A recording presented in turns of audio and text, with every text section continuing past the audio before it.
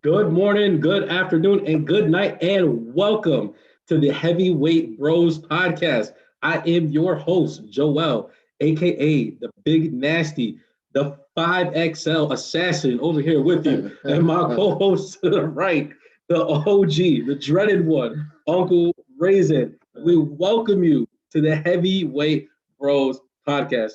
This has been a long time coming. Even just this one video. Good mood. Good mood. Yeah, he said. That's morning, afternoon, and good night all together. Everybody already just turned off this entire podcast because that was quite possibly one of the worst intros ever. That was the plan. He wanted me to say good mood. He didn't say it, so I'm gonna get it on a shirt. He won't have to say it. It's awful. I won't say that. Maybe I'll change the good morning, good afternoon, good night, but it's not gonna be good mood because that's no, it's just not happening. You've already said it several times. Yeah, and it felt dirty every time I said it, every single time. But welcome everybody for joining us for our inaugural, our first ever podcast. Change that word. You worried about move? Change that word. No man, that's a college level word. You know what I'm saying? I was trying to meet our audience up here, but I guess not. So let's go down to the gutter where this show belongs, because we are going to bring you all the news and all the relevant topics that we need to bring you from the streets. We're going to cover TV, movie. Yep. We're going to do basketball, football, all relevant sports, UFC, boxing, all that stuff in bite-sized bits to try to get you through the weekend and try to make everything as clear and concise as possible for you. Before we begin, I feel like you need to know who your hosts are. So I'm going to hand the mic over to my right, Uncle Raisin. Let him know who you are, man. Yes. Uncle Raisin, born and raised, Springfield, Mass. Where I'm from, Springfield, Mass. All right. I love my city. I love everybody in it, even the ones that don't love me. Still love you. All right. Got haters? I mean, I hope so. You don't have no haters, you ain't doing nothing, right? I mean, I don't think I got no haters. I think I'm just a lovable gentleman. You know what I mean? Yeah, that's cap. Somebody does not like you. Well, then the kids definitely don't have to believe you me. Somebody does not like you. But nah, yeah.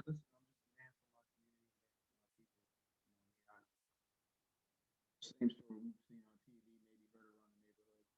I grew up troubled youth, made a lot of mistakes. Trying to make sure that the young men don't make the same mistakes that I made. Young ladies as well. You know what I mean? Anything I can do to be a change agent, I'm trying to do that. So that's where I'm at with it. Married, 4 boys, doing okay in life. Got time to pod. Let's do it.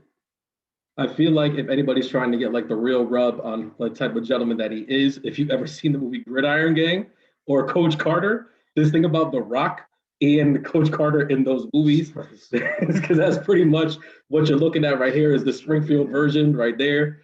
True rags to riches story. I think you're selling yourself a little bit short. I think like if there's a word or 2 words to describe you, I think they would be role model. I think you are an outstanding role model, not only just in your regular life, but then obviously on football field, stuff like that as well. It's someone that I look up to, and I'm proud to do this podcast with. So I think that's dope.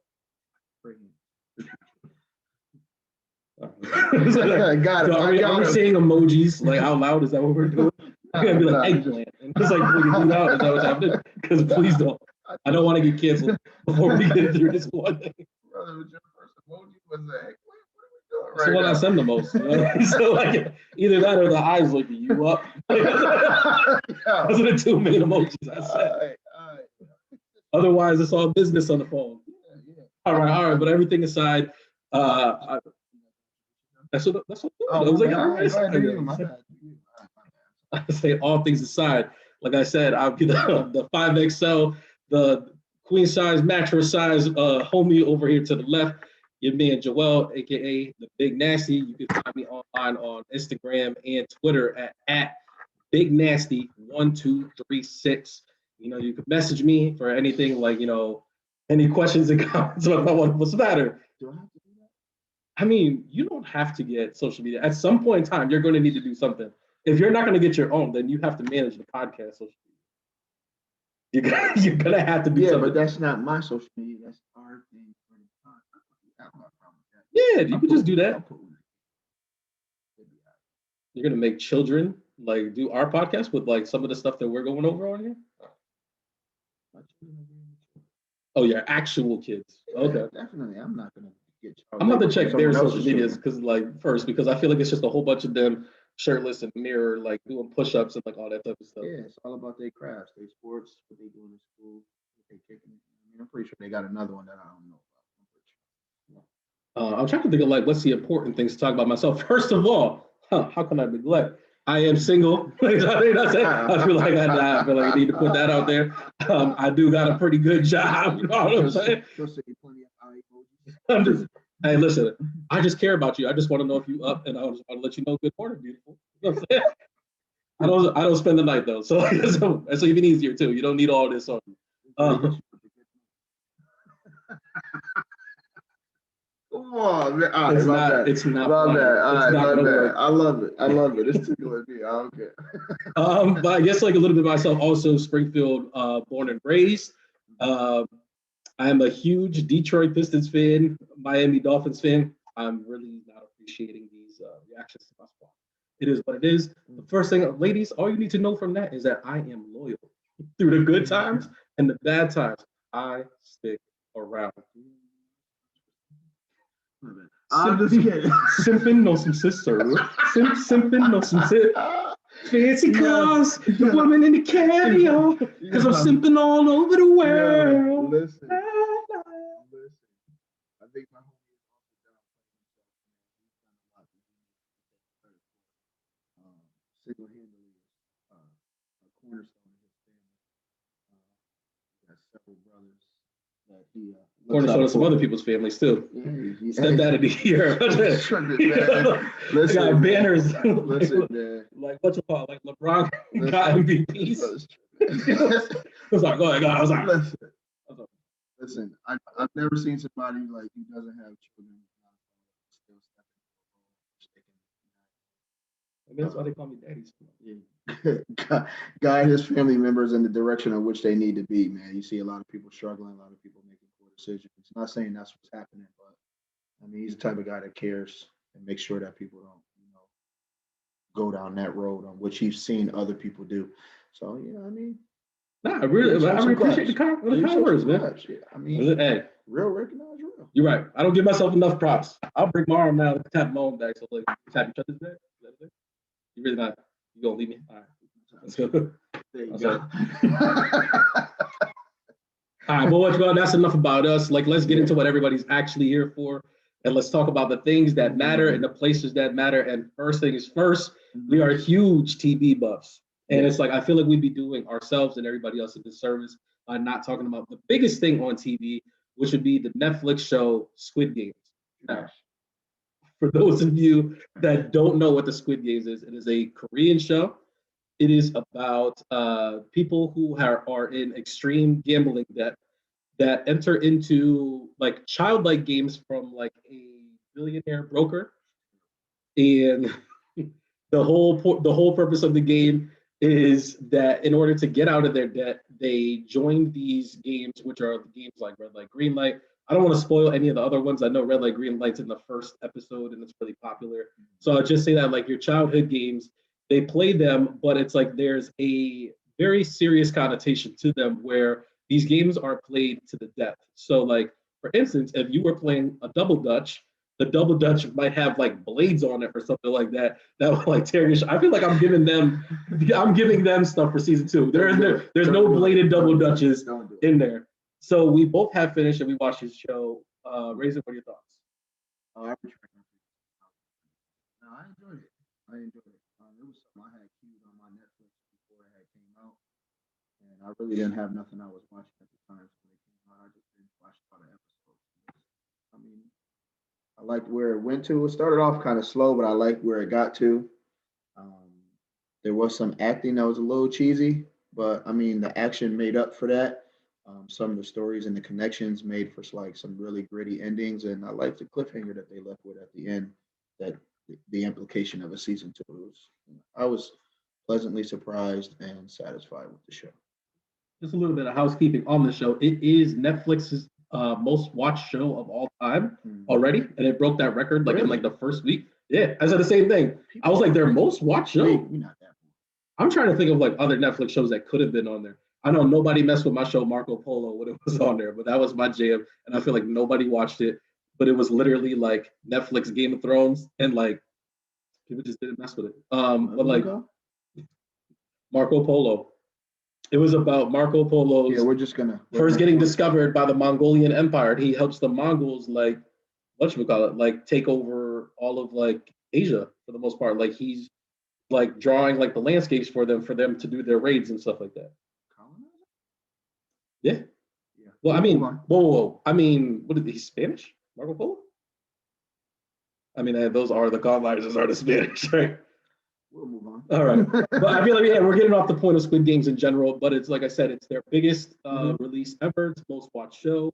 It has been confirmed that there is a season 2 already. Yeah. There's only 9 episodes, which range in between an hour. So, like, I think there's one episode that's an hour 20 minutes, and then all the rest of them are between 40 minutes and 55 minutes. So it's like it's a breeze. I finished it in 2 days. I don't know like how long it took you.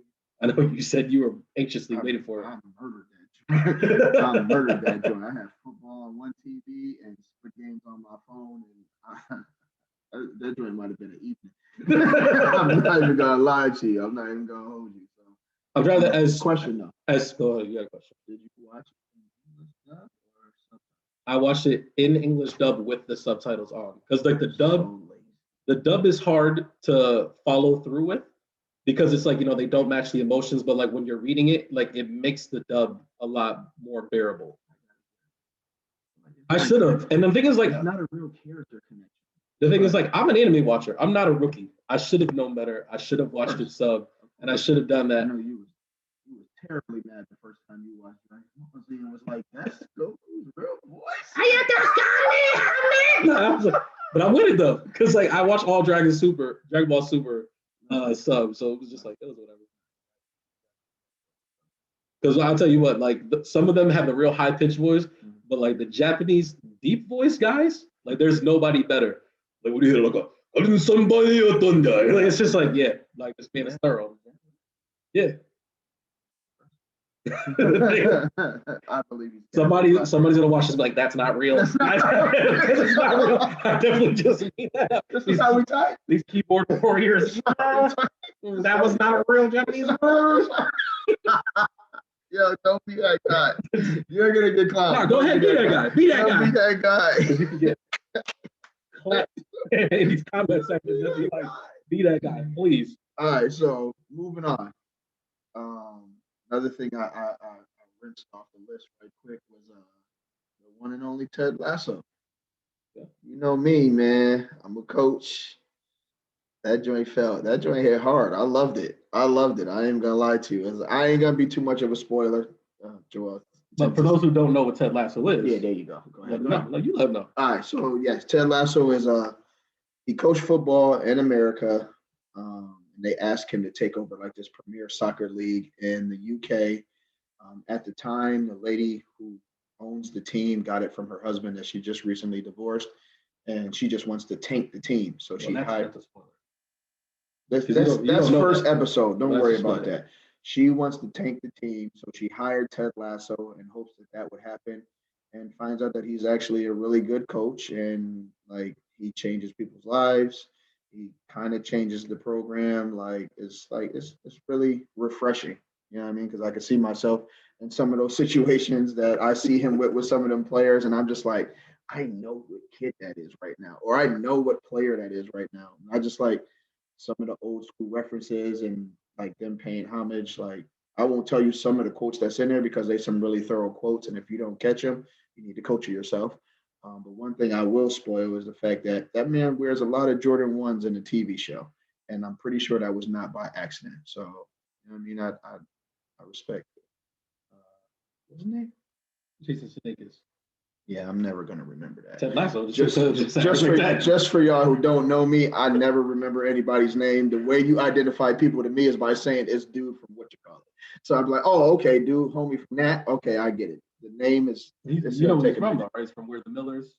We are the Millers, yeah. Okay. When I first watched it, I thought he was a dude from Hangover, and I was just like, nah, that's not. I think he was specific for quite a bit too. That helps. Who plays Andy from The Office? Dude from Office and Hangover. Yes. I'm pretty sure he gets mistaken for quite a bit. Yeah, but yeah, it's a really good show. I mean, what do you think? First of all, I think we're underselling it with like the really good show. This is gonna be like my bold statement. Okay. I not only is it one of my favorite, it's already entered like probably like my 10 favorite shows of all time, which I don't have at the top of my head because I feel like everybody is gonna is gonna try and bite me out for that. But I think it's also like the best show that's on TV right now. Like, what show that is on TV are you more like, I need to watch this before I watch Ted Lasso? So I mean, it's like I think it's a fantastic show, and I think definitely watch it Ted first. Yeah, and it's just like I get excited. Like when the season 2 trailer came out, I was like, "Oh snap! Ted Lasso season 2." I was like, "Let's get it." Wait, you didn't watch season 2? I did watch season 2, but I'm saying like when the trailer came out for season 2, you know what I mean? Like I hopped on it, like immediately. Like I got excited because like I binged all of season 1 like maybe like a month before season 2 came out. Someone put me onto it, and they were like, "I think you'd like it," and I was like, "All right, man." Like and me, I have like my 3-episode rule, which anime watchers already know how that goes, where it's like you give a show the first 3 episodes, and it's like if you can't hook me, I'm probably all set. And you had me at hello. But yeah, it's real easy watch. I mean, like the episodes aren't super long. I think they're like 30, 35 minutes. First season has 10 episodes. The second season they extended it to 12 episodes. I don't know if that's gonna be a trend. More episodes as the season goes along. Keep them coming. Yeah, it was well worth it. It was well worth it. But for you kind of brought this up, and it's like for a show starring almost all white people, beings like in which I usually don't rock. Being centered around soccer or football, and like you know it being in it's not England. Where are they at? Richmond. Yes, Richmond. Right. And it's like they are very, very ingrained in the culture. Like you brought it up, like, you know, you're saying like there's a lot of quotes, and it's like these are quotes for sports fans. There's a lot of hip hop in there. Like Ted is very, very like a lot of his quotes, a lot of his things that he says are old school hip hop lyrics or R&B lyrics, stuff like that. Like you said, he's always wearing the Jordan 1s and stuff like that. And it's like it's really never felt. That is true. I think Jason Sudeikis like plays a big role in it. Like I don't know if I think he's one of the main writers. I know for sure that a lot of that stuff is because I know he was recently on The Shot. Yeah, with what's it called, LeBron James show on HBO Max. Yeah, which I don't even know. Like he hasn't been on that joint in a minute. Yeah, listen, man, that joint's on autopilot, baby. He's like, hey man, you got that, man. Because listen, Maverick Carter's on there and they cut in the check. That's all that matters. No, they'll have somebody in the chair and they'll be here like running it across their head, but it's like they've already had a cut when they came in. I know they did edit it, but I'm just like, the cut already hit. Cut. Wait, you said why? That's just not quick.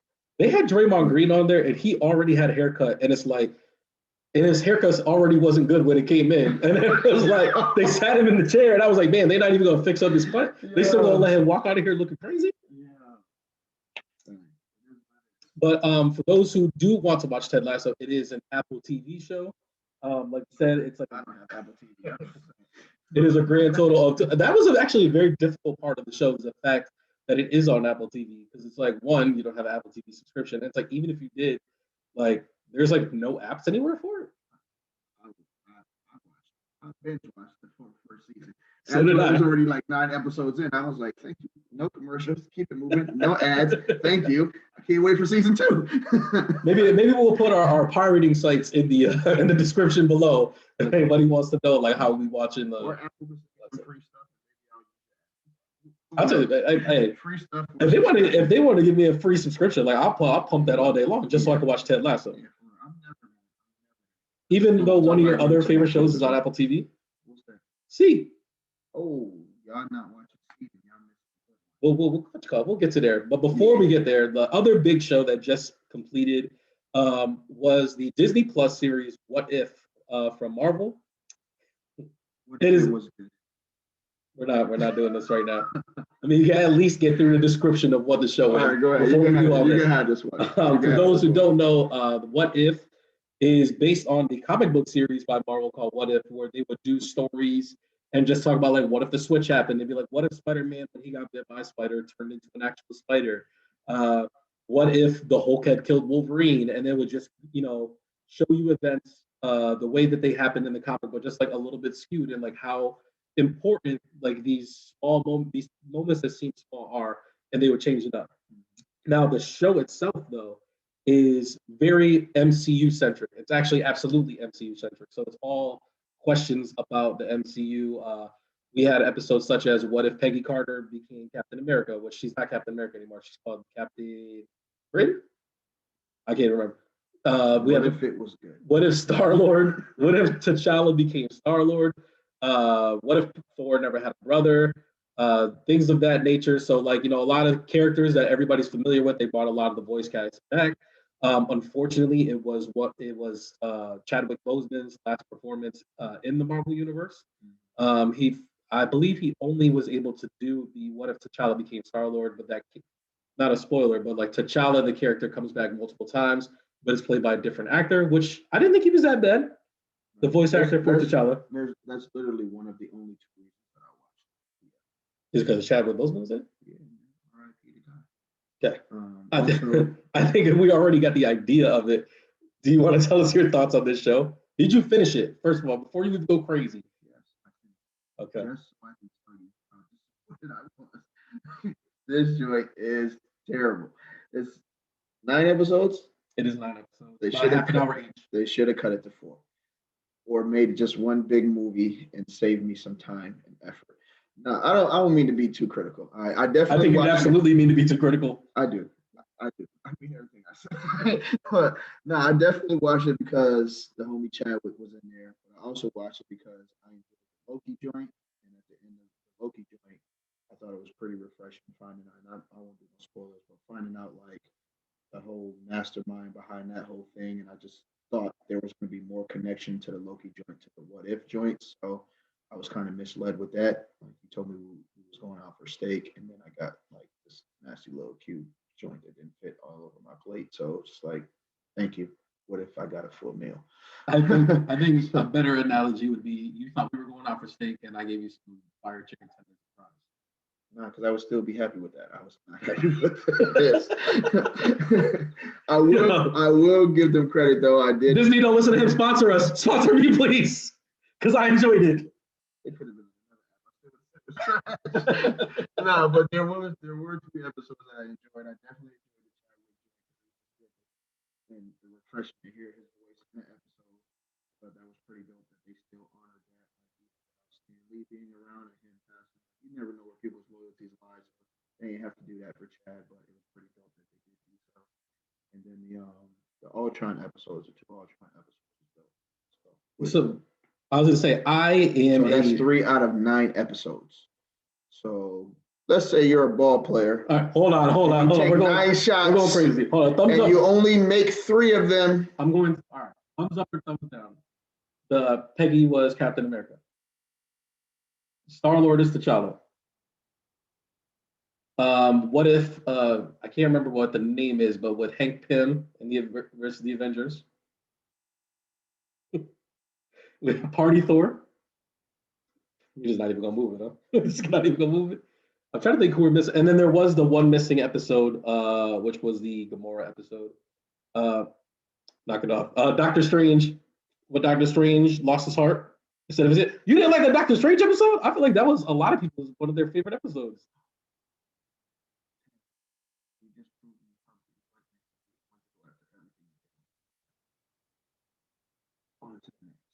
I don't even know if like I want to debate that because I think that's exactly what it was. Like, and was blinded by his own selfish greed and still began to try to take more. But that's what grief is, though, right? Like that's the whole point of it. Is like No, people grieve differently. Like first of all, like I feel like we're ruining the episode by telling people like what's going on in there. But like for the most part, it's like, what if you have the power to change a traumatic period in your life? Like, would you? And I think most people would say it's a resounding yes. Most people would be being selfish. Yeah, and I think like human beings like in general are innately selfish, and I think we are like some of the least selfish people. And even still, like I can see why he did. I'm not saying I agreed that he did it, but I understand why he did what he did. I get it. I remember watching a couple episodes of Flash with my son, where that man was going back and changing stuff, and because of that, his homie lost a family member, or his girl wasn't his girl no more. Like, you don't never know what you're gonna change it, what you gotta do. Plus, I know the impacts of the people that I lost and that I cared about in my life, and how that changed what I'm doing with the people that are around me today. And you never know how that's gonna impact stuff. So stop trying to be God. Let God be God. That's just me. But I mean, when you got another episode that when was you're trash, when you're as powerful as Strange Supreme was, like, the question is, like, are you a god at that point? He wasn't that powerful. He continued to destroy, dismantle, and kill mad stuff to become that powerful. So he became that powerful. So you're telling me that your grief is worth shattering other people's reality so you can make yours happen? I mean, spoiler alert, he was not successful. I mean, technically. Next episode, the zombies. No, I like zombies. I thought their zombies was whack. It was not realistic. If everybody who knows zombies, you can put one in the head, take the top off of something. Like the way they was just letting people be, was just like, y'all just don't want to live. Because they're superhero zombies, and they're people that they care about. They are zombies. All right, I used to watch The Walking Dead. Homie had to pop his but wife like you're saying that now after watching like, The Walking Dead, and you're saying that, but then like imagine like one of your kids becomes a zombie. What is the point of having visual training if you're watching The Walking Dead just to be in a real life situation and make the same mistakes? That joint is dumb to me. That's literally the epitome of saying I can go back in time and change something. But now you're in the future or in the present and know exactly what you're supposed to do, and you don't do it. We digress. We can all right. Respectfully disagree. Is there any more episodes I have to put a thumb? I don't believe there is. All right. So with that being said, you did not like What If. So I think like another question to be asked about this is like as far as the Marvel TV shows, like how they've gone. So we have Falcon and the Winter Soldier, WandaVision, Loki, and then now What If. Like, do we believe that Marvel was successful like in this run? Like, do you believe that any of them are worthwhile shows? Should we rank those shows on like what we like from best to worst? Did you watch all of them? Okay. I agree with that one. I believe Loki's best one as well. Okay. WandaVision was pretty tough. What If was trash. Is this you ranking them, or is this you just saying what you thought about each of them? That's the order I'm going in. I would flip it a little bit. I do believe that What If is the worst one. I just don't think it's bad. But obviously, you think it's bad. I think you could be the worst and not be bad. And I think that like What If is the worst one because it's like it's. Can I give you a visual? Go ahead, give me a visual. There's 4 people in a race. Mm-hmm. Like 3 of them are like really battling to see who gets over the finish line. Mm-hmm. And they finally cross the finish line. 5 seconds later, there's a little. You said I don't think it was trash. Throw the flag. I don't think it was trash. I don't think it was trash, but I don't think it was good. Like that brother. I didn't say I didn't think it was good. I didn't think it was that good. Like I would give it like what, like a 6 out of 10. That's what you call it. That's pretty like it's like a C plus. A 4 out of 10. That's bad, bro.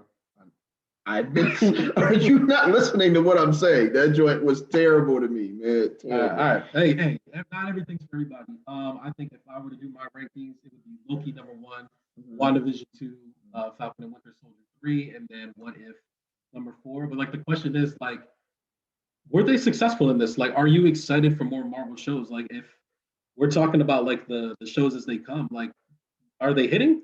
Because it's like the whole point of these shows is to get you to care about characters who we essentially didn't care about. So like now that we see Wanda, Vision, Falcon, Bucky in the movies, like do we care more? Like did they succeed? If you're asking me, I'm gonna say no. Because if there's a season 2, the only one I'm really watching is Loki. But when Wanda pops up in the movie, don't you think like you care a little bit more about Wanda? I'll tell you right now, I think Vision is like that's my guy. I feel like Wanda did the same exact thing that Doctor Strange did. Yes, yeah, she did. Like that's just she's terrible. You don't read comics, man. You don't know about the I do not read comics. No, man, they took everything from her. They took her and then she created a thing with.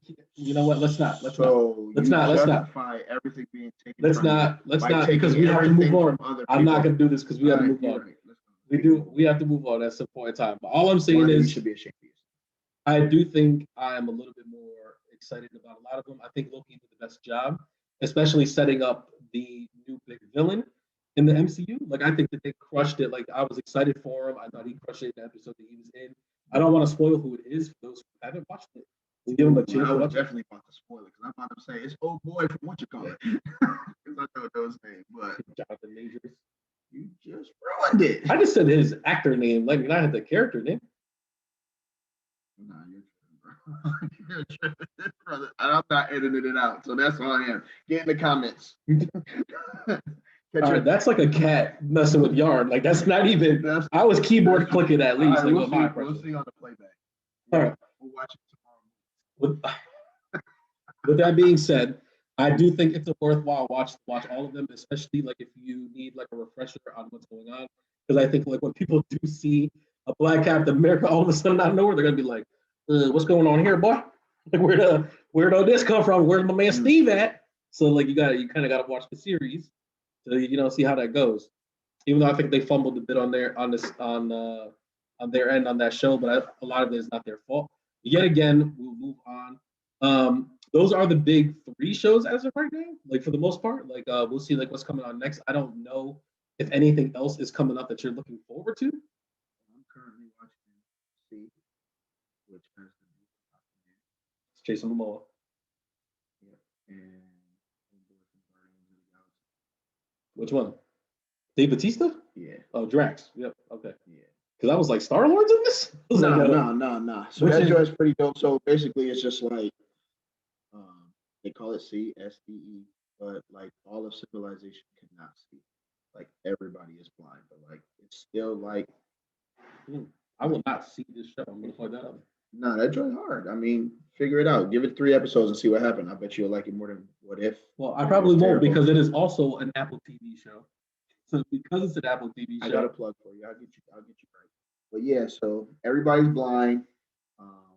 This guy has children that end up having sight. He has sight.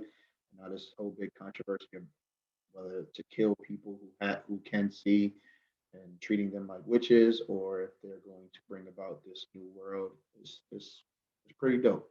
Sounds like some racial allegories going on there. Is that what's happening? I like it. Okay. I like it. I am still I rise. And then I'm also watching BMF.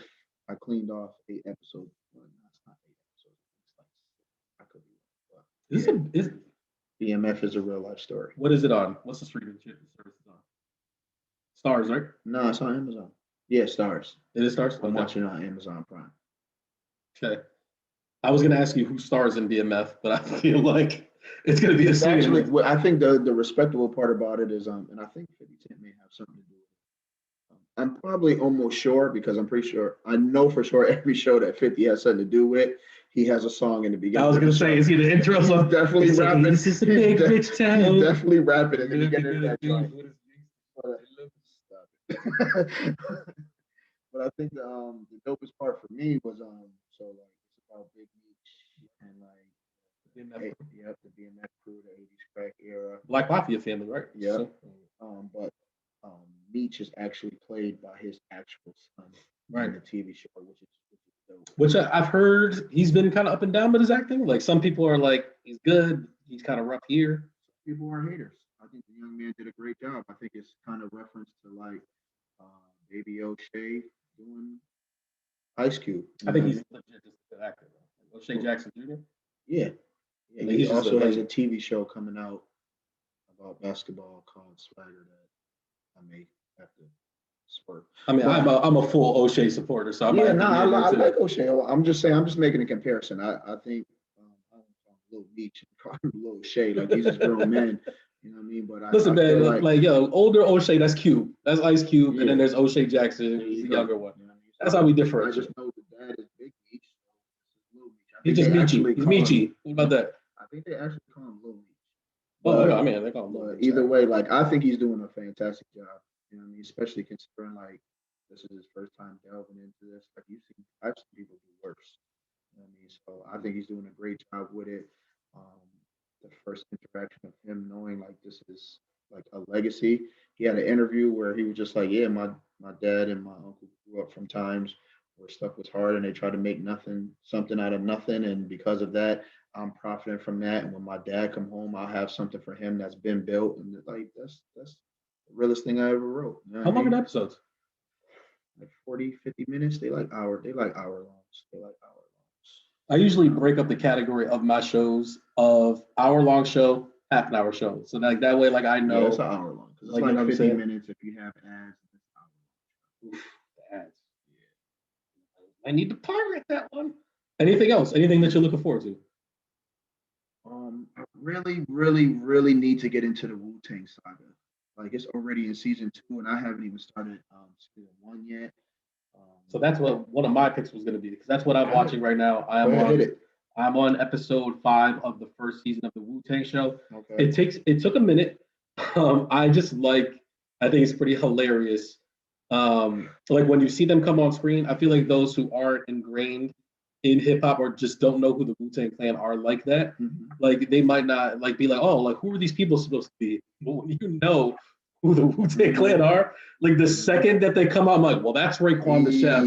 It's like that, and it's like there are some like like Jizza was a little bit difficult to figure out. I don't think. No, that's you, I would God. say That's just you, God. that's what I'm saying. Like, I'm and you tripping. Yeah, guys I'm not tripping. not even on the show yet. Wow. It's like that. So like it, Okay. the show is really centered around RZA, and like there's a conflict between Ghostface Killer and Raekwon, and it's kind of like how everyone else gets involved in that. So like I said, I'm only on the 5th episode. It seems like the first season is primarily how they all got to know each other. Okay. And then from my understanding, season 2 is how they go into making the 36 chambers. And it's like, that's what really got me into watching the show because I saw a clip of them redoing Protect Your Neck with the actors. And I was like, oh yeah, I need to get in on this. That's what I was like, oh, Dave Beast is playing Method Man. Yes, he is. And I like and he's actually really solid at it. And I like I don't know what he's from, but I've definitely seen him before. But it's not. Also looks nothing like RZA, and it's like I have no problem with it. Yeah, but he's still doing a great job. He is. He's good. He's putting together a stellar resume. But he was in the Cowboy joint with Idris Elba. A movie that hasn't come out yet? No, it came out. Like there's like I believe they like in Baltimore, and there's like this group. I know exactly what movie you're talking about. I did not watch it. It's a Netflix movie. That's a good movie. Because it's like, aren't they cowboys in like modern day New York? Am I tripping? What I'm saying is like there's modern day, like there's cars on the road and they're still riding horses. Yes. Okay. Yeah. I think that's one of the main reasons I didn't check it out. The story is based on like real life events. It was pretty dope. He was in that. He was also in The Equalizer. He is an Equalizer. I'm so glad that you brought that up because he is an Equalizer too. He's a kid that's like painting on the walls. Yeah. And it's like until you said that right now, I did not know that. Yeah. And it's like 100%. That is definitely him. But Raekwon the Chef is played by Shameik Moore, who like a lot of people know from the movie Dope. He's the kid from Dope. Oh yeah. He was also in The Get Down. Yeah. And personally, my favorite, he plays Miles Morales in Spider-Man into the Spider-Verse. Shadows? Spider-Verse. Into the Spider-Verse. Thank you. Get it together, comic books. I know you're crushing. It's crushing me too because it's like quite possibly my favorite comic book movie that's come out in the last decade. There's so many Spider-Man like properties that are like Spider-Man Into the Shadows, Spider-Man Shattered Dimensions. I was like, which one is it? We're not gonna do it. But he plays Raekwon the Chef, and like Raekwon is personally my favorite member of the Wu-Tang Clan, and I think like he's crushing it, and stuff like that. I don't know how true everything is. It was like as I'm watching it, I'm like, I don't know if this is how it happened, but it's very entertaining TV. I'm in. Like I said, like I'm really trying to get through the second season. After watching these 3 shows, I hopped into Wu-Tang and like I've kind of been working on like my comfort shows. So like I've been rewatching Curb Your Enthusiasm.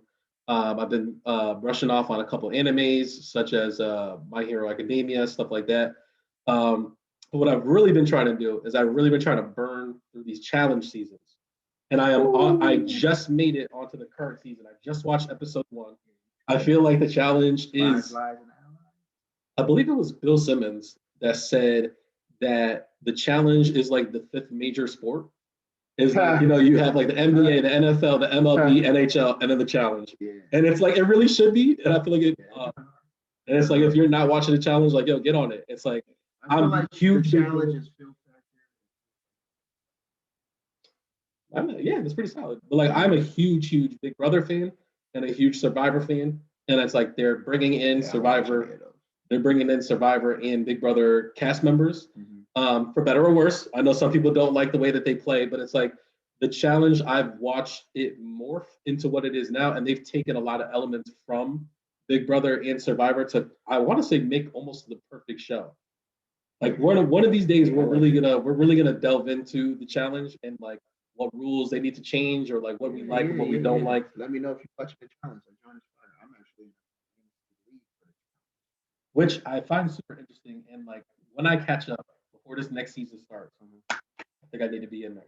Gotcha. I think I'm cleaning house. Like for y'all that don't know, don't invite me to fantasy leagues because I am going to win it because that's all I ever do is just go win and win fantasy leagues. But I won't. You want to get the new one, you know what I'm saying? Okay. We can do that. See. All right, off of TV. Let's head to movies. I must be obvious and upfront. I didn't watch a movie in a long time. There's just so many TV shows and specials. We are in like the platinum age of TV. Yeah, where it's like there's something on everywhere. I feel like even if I went to go see a movie, I wouldn't even go to the theaters. I would still watch that joint in the movie. I do want to see the Shang-Chi joint. I'll let you touch on that because I feel like you probably already seen it. I was gonna say I'm the complete opposite. I am a huge movie buff. I usually see a movie every Saturday, and I go to the theaters. It's crazy because you just say you don't like movies. You're too busy watching TV. Plus, you sleep too much, and I go to matinees. That's why I'm a matinee goer. I be coaching football in the morning. But if you switch it to the afternoon and you paid for my ticket, I would probably go to the movies. Unless you're dealing with these eggplant emojis, I ain't paying for nobody's ticket. Relax, bro. But I absolutely love going to the movie theater. It's one of my favorite experiences. I feel like that's, I don't know. It's a weird concept. I don't know if you've ever watched King of the Hill, the show King of the Hill. What? Hank Hill, like, Bobby, propane. Dang it, Bobby. Yeah, propane accessories. I haven't watched it, but I've seen some episodes. I used to watch it. And I think the only reason I used to watch it is because I have an uncle who talks like Boom Howard. I'm going to try and spark notes this thing that the whole reason I brought up King of the Hill, but there's like this one episode where Bobby does something and he messes up the pool that they have at the house. I think he breaks something and it forces Hank like can't clean the pool. And it's like he's always constantly cleaning the pool or whatever. And then Bobby messes it up.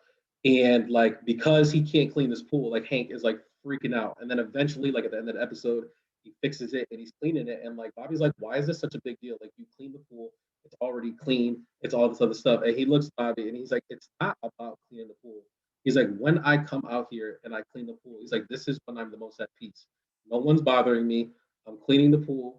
And this is just a routine. It's where I come and it's where I collect my thoughts. And I was just like, wow, that's super dope. Mind you, I'm like 13 when this is out. Mm-hmm. And I was just like, wow, I feel everybody needs to find your pool. And I think he says it to Bobby at the end of it. He's like, you might think this is dumb. You might think this is stupid. And he's like, and that's okay.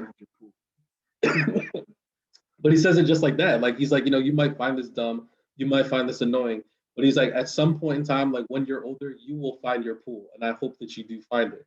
And like, I think like going to the movie theaters, like is my pool. Like I love going there, large popcorn, extra butter, giant Coke, sit there, bang this movie out. I feel like we all have like almost, first of all, don't bring your kids to the movies. Please do not bring your young children to movies that they do not belong to, especially infants. I'm talking about babies. Why are they in the movie? I don't got no kids, but I got nieces and I got nephews. And I know when they're not able to handle being in a movie theater. And I tell him, and like, yo, it'd be like, oh, Adam's Family. Lights go off. Yeah. I was like, yo, Adam's Family 2 is out. I had like my niece ask me, she was like, oh, can we go see that? I was like, with you? Absolutely not. I know how you like the movie theater, and you're not about to ruin my movie theater experience. I don't care what movie I'm watching. I need the experience to be there. And I feel like we all sign a contract when we buy the ticket.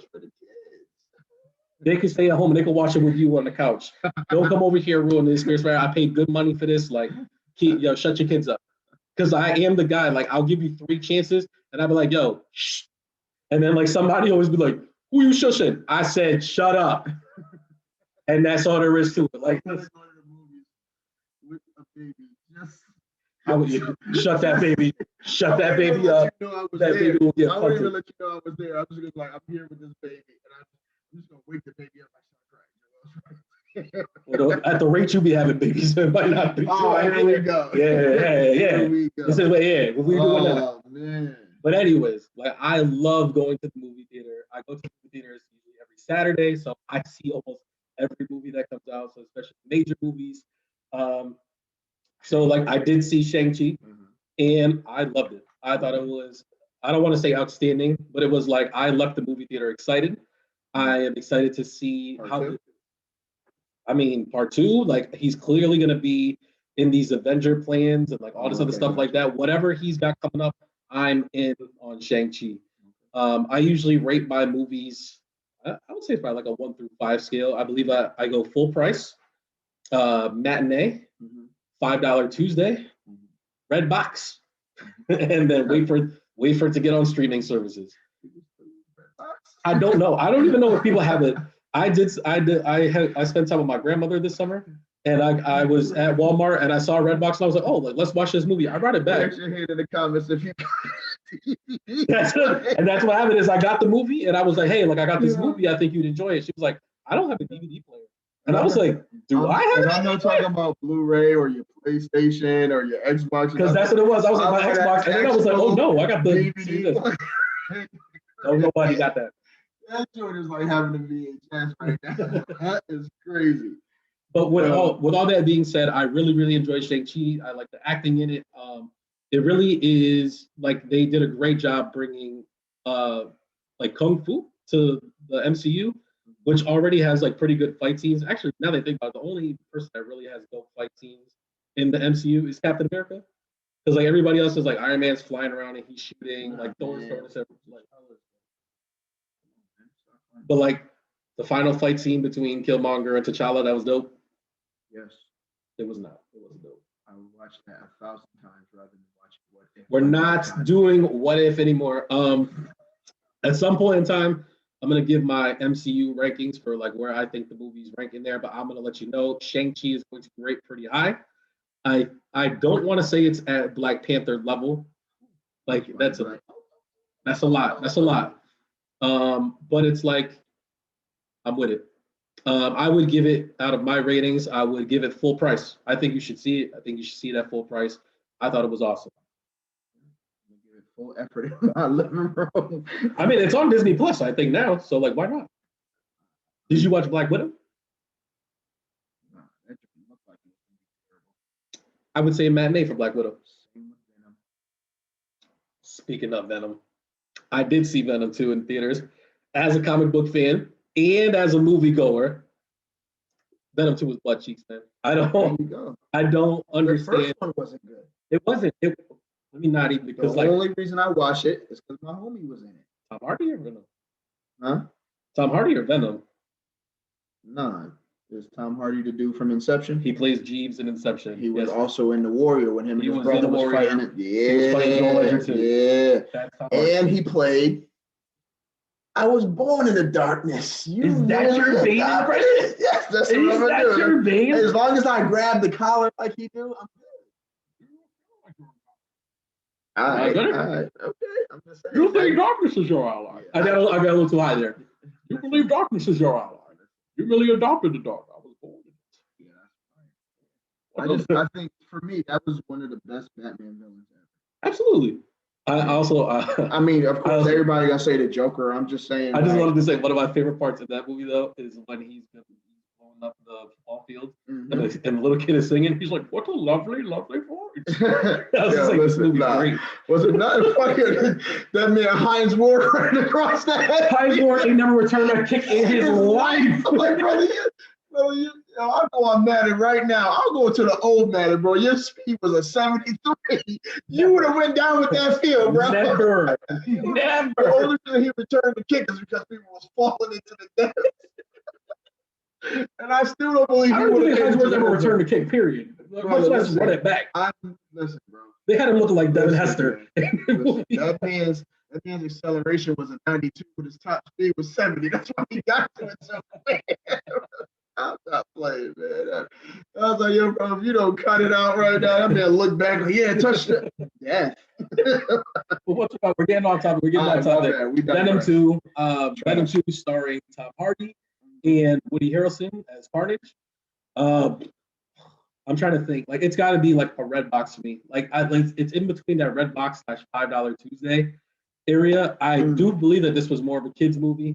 And like, I think that's kind of like my problem with it. And it's like, I try not to be too harsh on the movies in general, for not staying super close to the source material.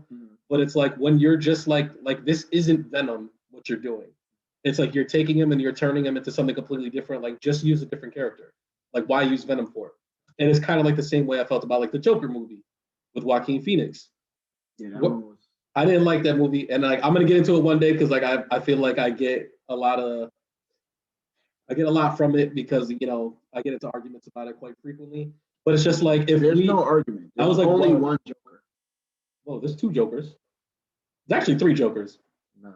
There's 3. Jack Nicholson held it down only because nobody else was doing it. Jack Nicholson was still dope. It's exactly what the movie did. The only Joker is that boy Heath Ledger.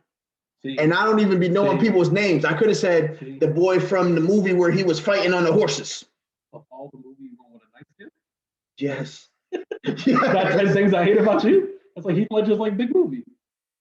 A Knight's Tale it is. Brokeback Mountain? A Knight's Tale it is. Oh, well, I do believe that that's the best movie Joker. But like, my personal favorite Joker is Mark Hamill, my man Luke Skywalker, where he does the voice of the Joker in Batman the Animated Series and in the Justice League show. That is the Joker to me. Like, I love that Joker. I get it. And then they had an old boy from Shameless. Like, he's on the Gotham TV show. Yeah, I was like, what are y'all doing right now? And I never watched that show, but I was just like, I unfortunately did, because I was like, well, Batman show, I kind of got to watch this. And I was just like, I can't keep watching this. They had Jada Pinkett in there taking her eye out. There was a lot going on in there. But like, I feel like we're talking about everything except for Venom 2 in there. There's nothing to talk about. It's trash. So like, my perfect example for this movie is, I feel like in 2021, we should not still be making superhero movies like this. Like, it feels like it was still made in the same time as those Nicolas Cage Ghost Rider movies, where it's like, if you told me that this was in that same universe, I'd be like, oh, like, this makes sense. Like, these are just a bunch of just like Walmart bin Marvel movies or stuff like that. And it's just like, but like, the thing is, and like, I'm sure it's been spoiled for a bunch of people, I'm not going to spoil it here. There was a really, really dope post-credit scene. And I feel like most people are letting that save the movie. And like, I did not. I was like, wow, that scene was dope. Movie's still butt cheeks. You can catch it on Redbox. I could just look up the Easter egg on YouTube and save myself these flowers. You can't do that. Sounds like a plan. But I think there's only got a red Venom and a black Venom eating each other, stabbing themselves. I'm all set. Which wasn't that the first one? Right. I want to eat the Chinese lady. The Venom voice kills me on another level. Like, what is, like, he's making a breakfast like, I'm like, what the like, this is, like, Venom is terrifying in the comics and in the TV show. In the cartoon, like, on Venom episodes, I'd be like, oh shit, like, Venom's around, and I'd be like worried. Like, you were scared for Spider-Man. Like, he's physically opposing. His voice was super crazy. He was dark. Spider-Man couldn't sense him with his spider sense. He was a hazard in these movies, and it's like, he's a joke. It's dope, right? I was gonna say, what do we have next? Never die again. Don't die alone. Die another day. Die for dying. Just die. I did see it. My shirt got died. You aren't a big fan of the Daniel Craig James Bonds, are you? How many of them have you seen? None. How are you supposed to feel the movie when you didn't see any of them? I'm all set. I mean, I've seen some clips. I just feel like it's like another Jason Bourne, I guess. Whoa. Jason Bourne is another James Bond. Whatever. Bond's been around for he's got to 26 movies. Like Bourne came way after. Every Bond that I know is supposed to be smooth. I know they want to go with the whole rugged. It's supposed to be like before he became smooth. He's actually more like Batman, like Christian Bale's Batman. Yeah, Like he reminds me a lot of that.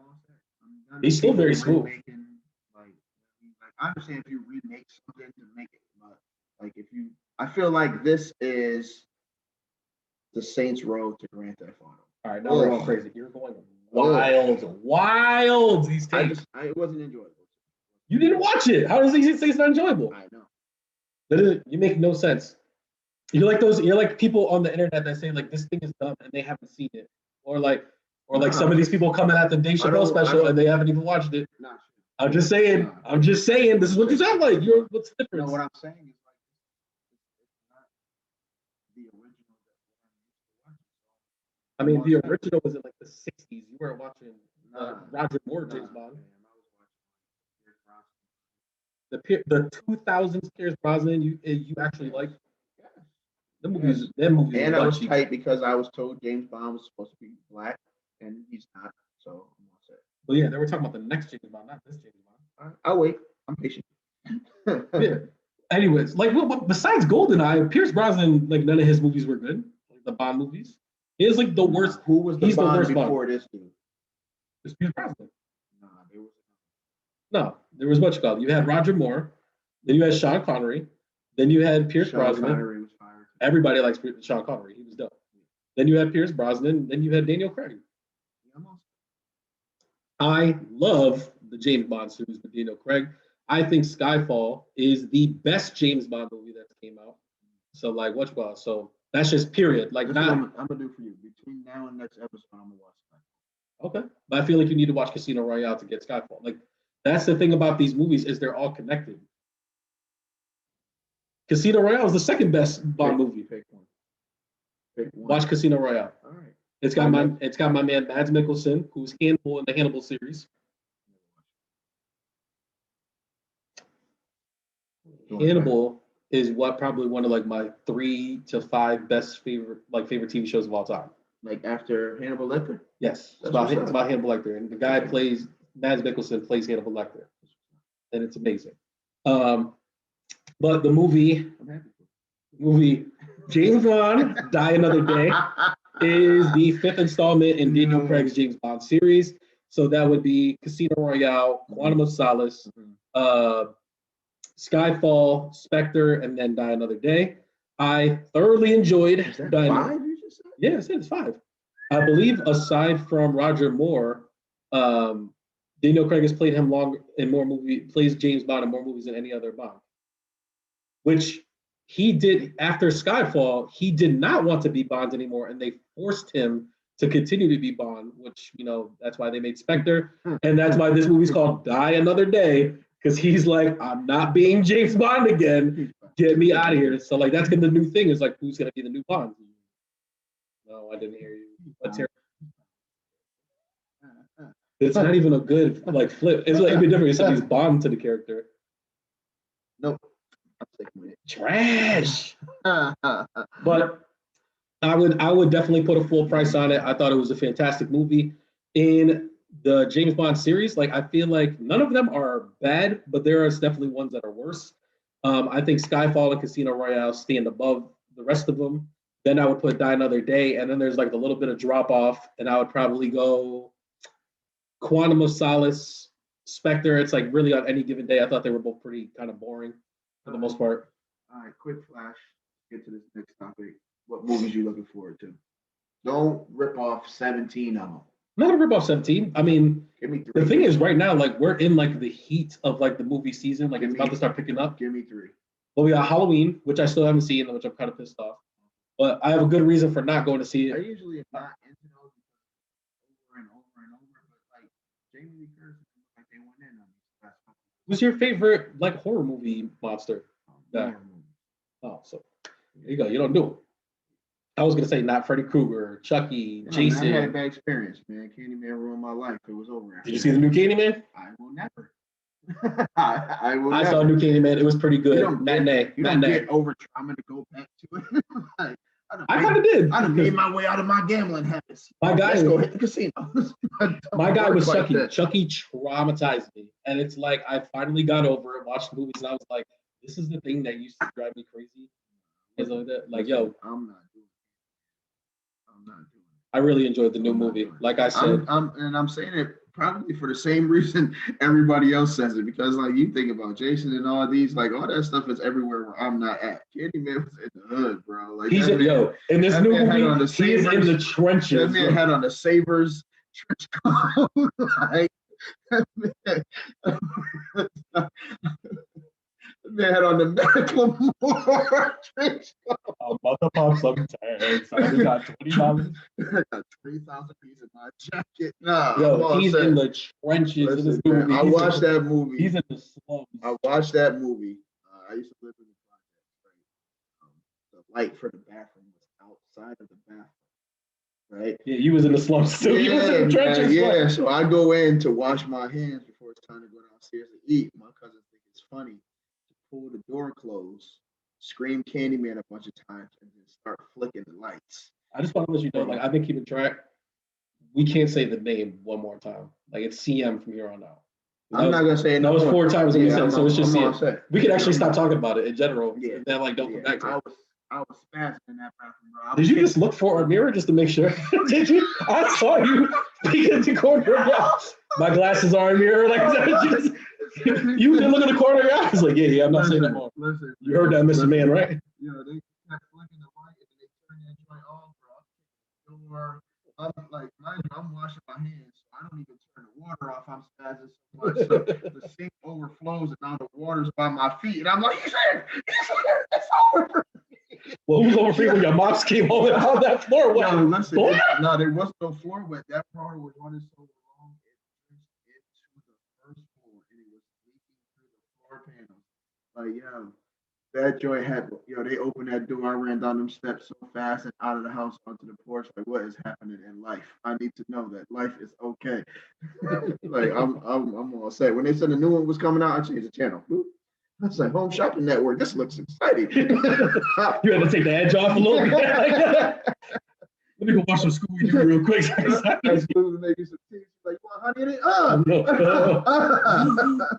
But Halloween, the new one just came out. I believe it's called Halloween Kills.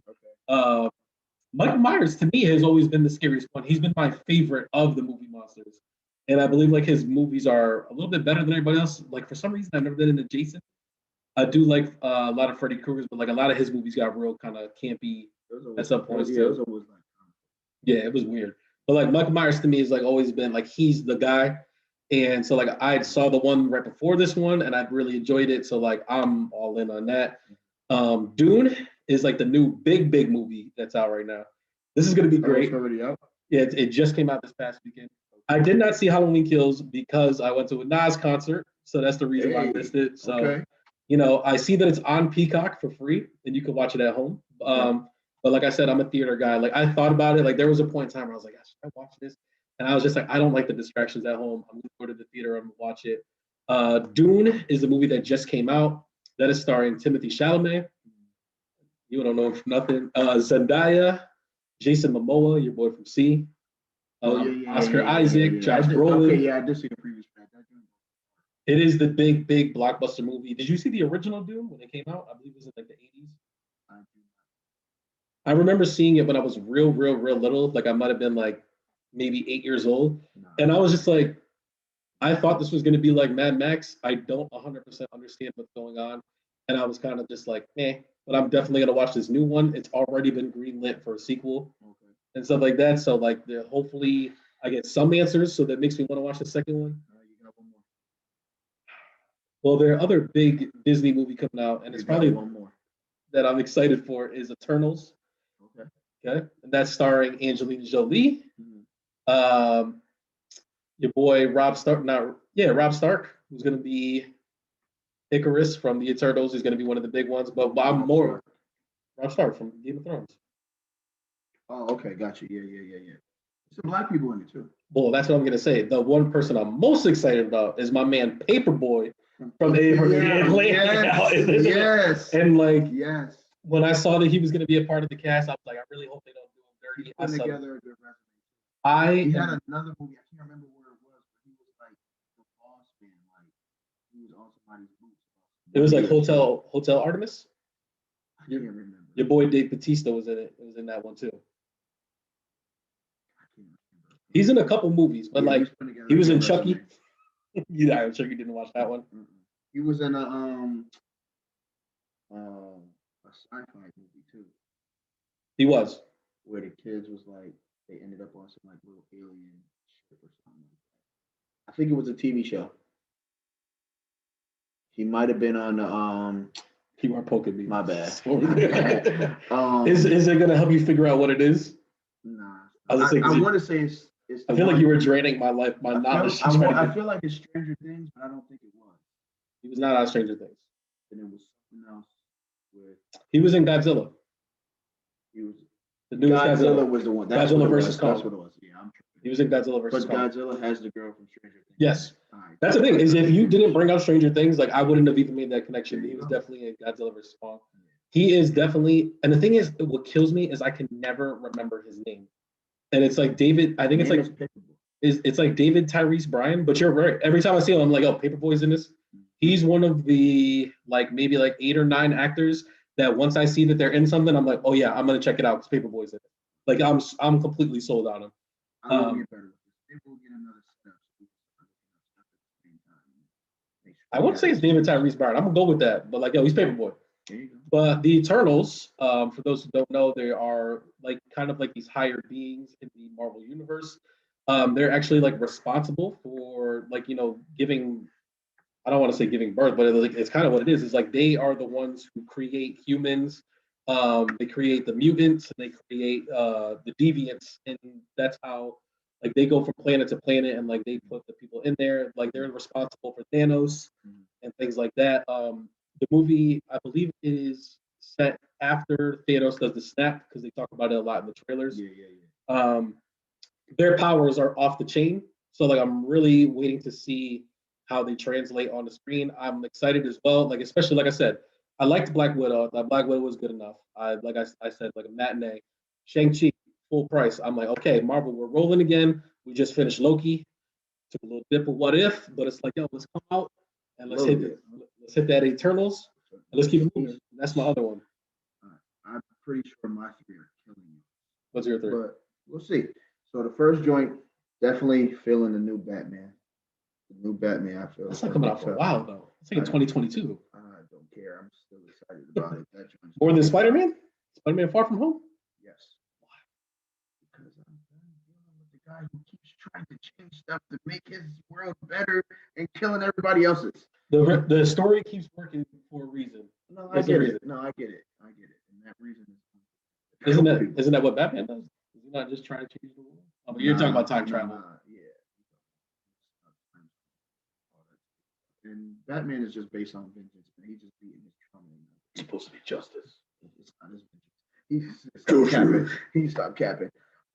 Second one is Black Adam, Rock. I finally got to see the first trailer of it, and like how it was like a little sneak peek. It was kind of a little sneak peek. And how they found Black Adam and how the whole thing super tough. I don't even know why you would shoot at somebody who comes up or something like that. Well, this is like The Rock's like passion project. Like he's been trying to get this done for a while now. Yeah. Are you familiar with Black Adam in the comics at all? No. Well, he's like almost like a Green Lantern type dude, right? He's more like Shazam actually. Like they actually get their power from the same source. That's why you got this thing. And like his word is Shazam. Did you see Shazam the movie? It is not terrible. Yes. It was not terrible. I mean, kind of is, but like out of the DC movies, it's one of like the 3 or 4 best DC movies that's come out of the DCAU. My last one though is a headbanger.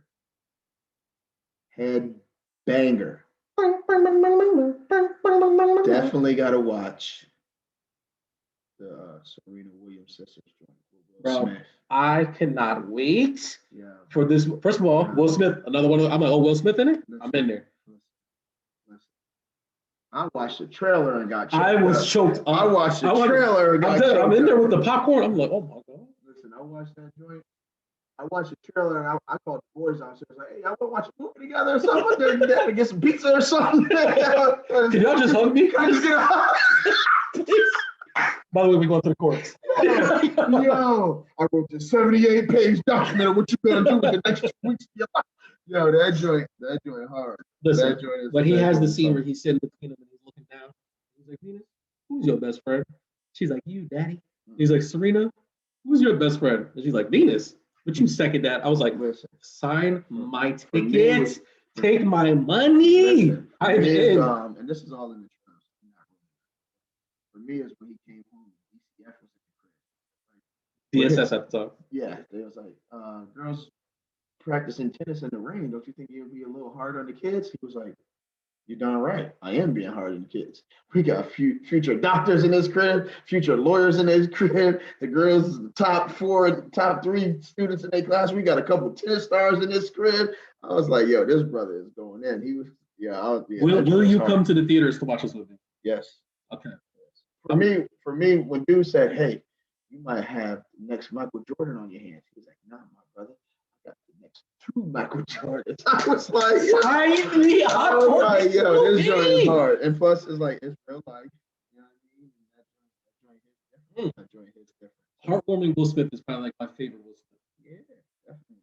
Actually, I take that back. Goofy Will Smith is my favorite. Like Fresh Prince / Hitch Will Smith, like that's my Will Smith. Men in Black Will Smith, like those are my Will Smith.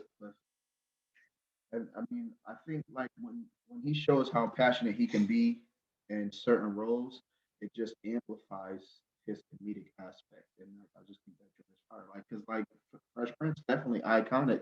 Like we know the scene. If I think of my most favorite scenes, is like definitely when. Can we stop talking about it? Because like I'm starting to like feel so. You got to eat all of this. You got to eat all of this. It's definitely when Carl ended up in the hospital. That's the one. No, I'm just naming some.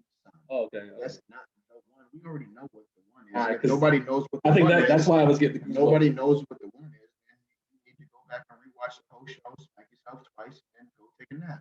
But definitely when Carlton got shot and Carlton asked for the gun, like that joint was gut wrenching. He asked Carlton for the gun. Carlton was oh no, yeah, Carlton had the gun. My bad. Will got shot. Carlton had the gun. He was like, "I saved your life. Give me the gun." I was like, "Oh, that's your man. Here you go." Go ahead, man. Right. The next one, and I won't go too far, but definitely the main one we already know is when his pops came and his pop dipped, and he was like, "Why he don't want me, Uncle Phil? I'm gonna be the best dad. I'm gonna have the best honey." We know how the scene goes. We ain't gonna get first things first. Rest in peace, Uncle Phil. For real. You know, only father that I have. Pray that I can be a better you. Yeah, that joint's hard. I'll tell you that. Like I'm just thinking about the scene. That's why I can't wait for that joint to come out because it's gonna be dope. Right. But I think so you named a couple of the things that were on the DC fandom. Another thing that was on there was the Flash trailer. Did you watch that? Okay, there's a teaser for the new Flash movie that's coming out. It's called Flashpoint. They got Michael Keaton back as Batman in it. It's gonna be a time travel movie. Yeah, so I know you don't like it. So the reason I didn't watch it is because the Justice League didn't really hit for me. Did you watch the Snyder cut, the long one? No, because I couldn't even watch the regular one straight through. Regular one is super trash. Yeah. The Snyder cut is like, oh, this is all right. Yeah, please don't put cheese on top of the trash. Like it's like the first one was Redbox. The second one I was like, yo, $5 Tuesday? Do that? That's what like kind of threw me off from like if they didn't get a new Batman and I didn't watch this trailer, then I probably wouldn't get excited about that because Ben Affleck almost killed Batman for me. Like that brother's like, bro, I know J-Lo did you dirty, man, but you don't gotta do Batman like this. You know what I mean? So I think we spend enough time on the media side. So like let's try to like breeze over, go over to the turf, hit the NFL real quick. Okay. Yes, we are 5-2. Yes, we did beat the Dolphins. For those who need to know what our allegiances are, I am a Miami Dolphins fan. And they lost. He is a Las Vegas Raiders fan. Whoa. Which hurts. Blasphemous. He's a Las Vegas Raiders fan. Blasphemous. You have to get over it. That's what you guys are. No, I'm a Raider fan.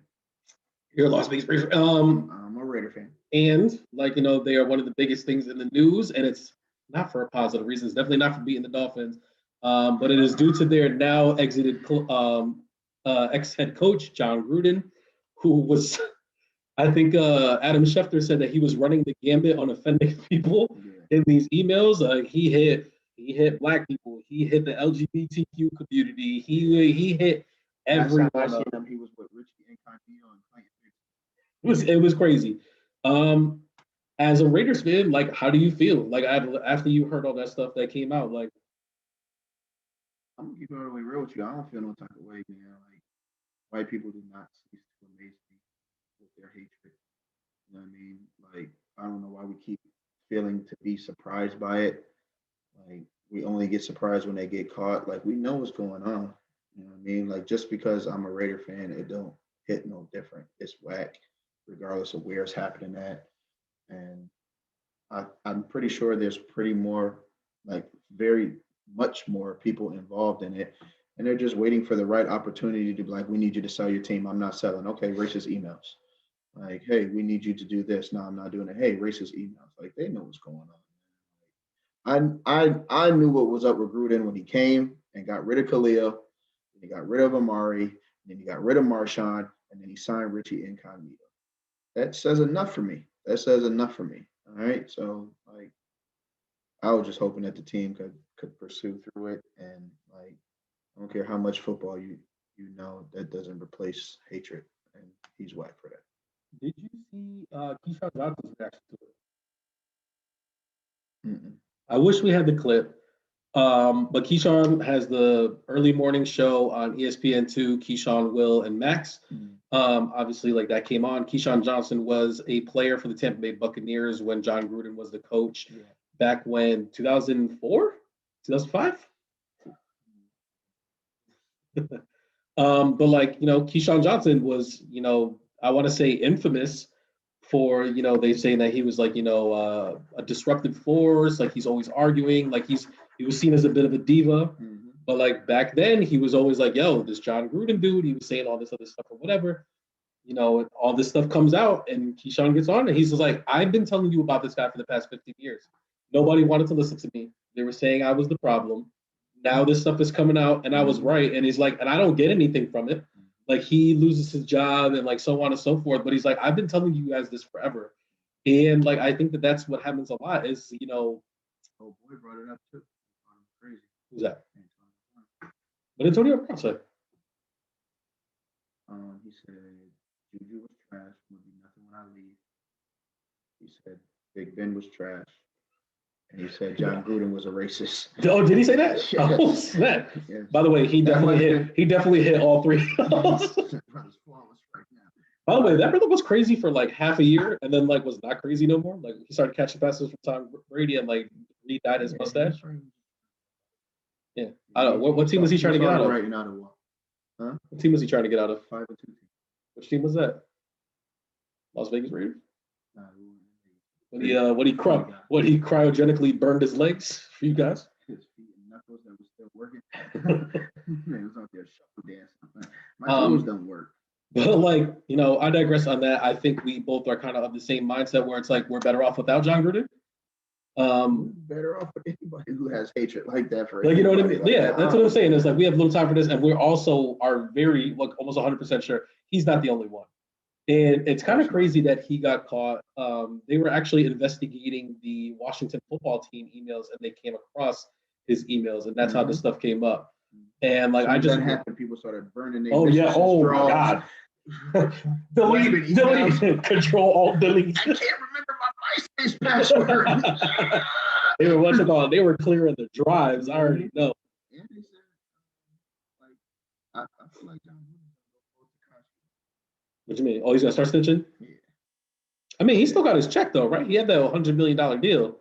Like, they might have fired him, but he's still got a chunk of that check, right? Like, what does he really care about? Get the whole $100. He's been with them. Bro, he already came off of 40, 50, 60 mil. Like, man, that hurt. That hurt. All right. Ouch. Right. I can't coach Derek Carr anymore. One of my racist friends that doesn't like anybody who's going to put me on TV again, and I still get to keep your money and make more money. Do you think he much call? Do you think he's getting back on TV? Do you want to make a bet? Want to make a bet?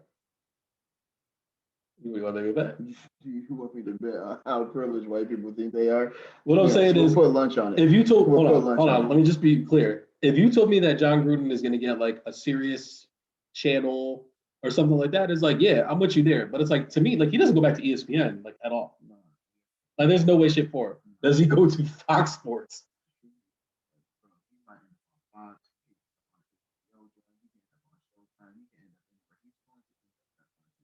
This year? I'll make a bet for this year. No.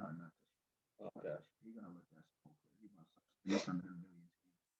Okay. I mean, just lost his job. I mean, I woke up, got fired on his day off, and was like, let me spend some of these millions. So, John Gruden, you just got to find out that you was racist. What'd you do? I bought a yacht. I'll see you in a month. And it's all white. Not even these floors are colored. What you mean? What? No, right. Right. There's no way I'm racist. My bottle server girl is black. But I mean, we can take a hop, skip, and a jump with your team. We can hop on to my team because now they're in the news as well. Because they only got one win. Got beat. The Patriots, first game of the season. No, there's the division that has the Texans and the Jaguars. Worst division of football.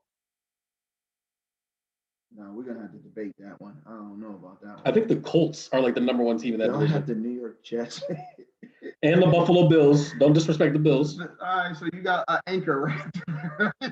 Don't change nothing, man. Y'all are That's terrible. literally been our division for all these years. It was the Patriots and everybody else, right, and now it's the Bills and everybody else. Right. But honestly, we've been in on every game. But we're not going to much go. We're not going to get into like, is my team good or is my team bad? But they are in the news. Your team going? That's the real question. My team is in the news because the trade deadline is coming up this week. And the hottest rumor out there is, where will Deshaun Watson land? Those who don't know, Deshaun Watson is the former star quarterback of the Houston Texans, who is currently away from the team because he is under a ton of allegations over sexual misconduct with massage therapy. Everything big in Texas. Which I'm not even going to get into whether like I believe that he did these things or not. I'm not going to get into this thing. But the thing is, the Houston Texans are apparently really hot to try and trade him. And the number one destination that we're hearing is the Miami Dolphins. So that's the thing is, apparently he can play football. Really? Right now. Like while he's under investigation, he can play technically. And he can leave Texas? Yes. Wow. That's what I'm saying. It's like, apparently these are the rules. Because like, I've been trying to figure this out the whole time. Y'all should have traded for that man last week. But the thing is, if he's found guilty, he'll face jail time. Right. And it's like, that's the real question. It's like, 3 first rounds, 2 second rounds, your car, your firstborn, and the rights to your gravesite. So like, you're kind of over exaggerating, but at the same time, like, you are there. Reportedly, Houston, in exchange for Deshaun Watson, who, let's be clear, if he started to play now, is one of the 3 best quarterbacks in the NFL, 4 best. Black QB, wait, I'm all the way with it. He's one of the 4 best quarterbacks in the league. So it's like, while this sounds like a lot to trade for him, it's like he's kind of worth it. But they are asking for 3 first-round picks, 3 second-round picks, and a starter. And that's give him Tua. You're not worried about that. So apparently they don't want Tua either. So it's like, I'm very confused. That's what I'm saying. It's like, what do you want? Like, we'll give you. They got actually for that Springfield boy. So, and the thing is, the Miami Dolphins have first-round picks from them, the San Francisco 49ers, and they have the Houston Texans first-round picks, and their second-round picks, and their first-round picks next year. So just give them their picks back. We have the picks. Okay. My problem is, I feel like you guys are asking for a lot, and like, I wouldn't give up, because it's like, what are you going to do with him if you don't trade him? Like, he's just going to sit there, right? No, somebody's going to trade him. His contract. So another thing about this Deshaun Watson thing that makes it even more interesting is he has a no trade clause, which means if you try to trade him to a team that he does not want to go to, he can literally just say no, and that trade doesn't happen. Oh, he don't want to go to Miami. No, he does. It's like that's one of the places that he said he would go is Miami. It was Miami, Carolina. Dallas? Obviously, he would go to Dallas. I can't remember what the fourth team is, but yeah, I really lost it. But like, there is another team. Miami is one of the destinations that he said he would go to. Miami has the trade pick capital that they're looking for. My thing is, as a Miami Dolphin fan, I don't like how little they're valuing Tua. And it's like, do I think Tua is great? No. Do I think he's a starting level quarterback? Yes. I think there's 32 teams in the NFL. And if you told me that Tua was somewhere in between 20 and 15, I think that's a pretty, like that's about his range. And I like, feel like him and his brother is trying to break Jameis Winston's interception record, man, because them brothers is chucking him up. but he just threw 5 touchdowns last game.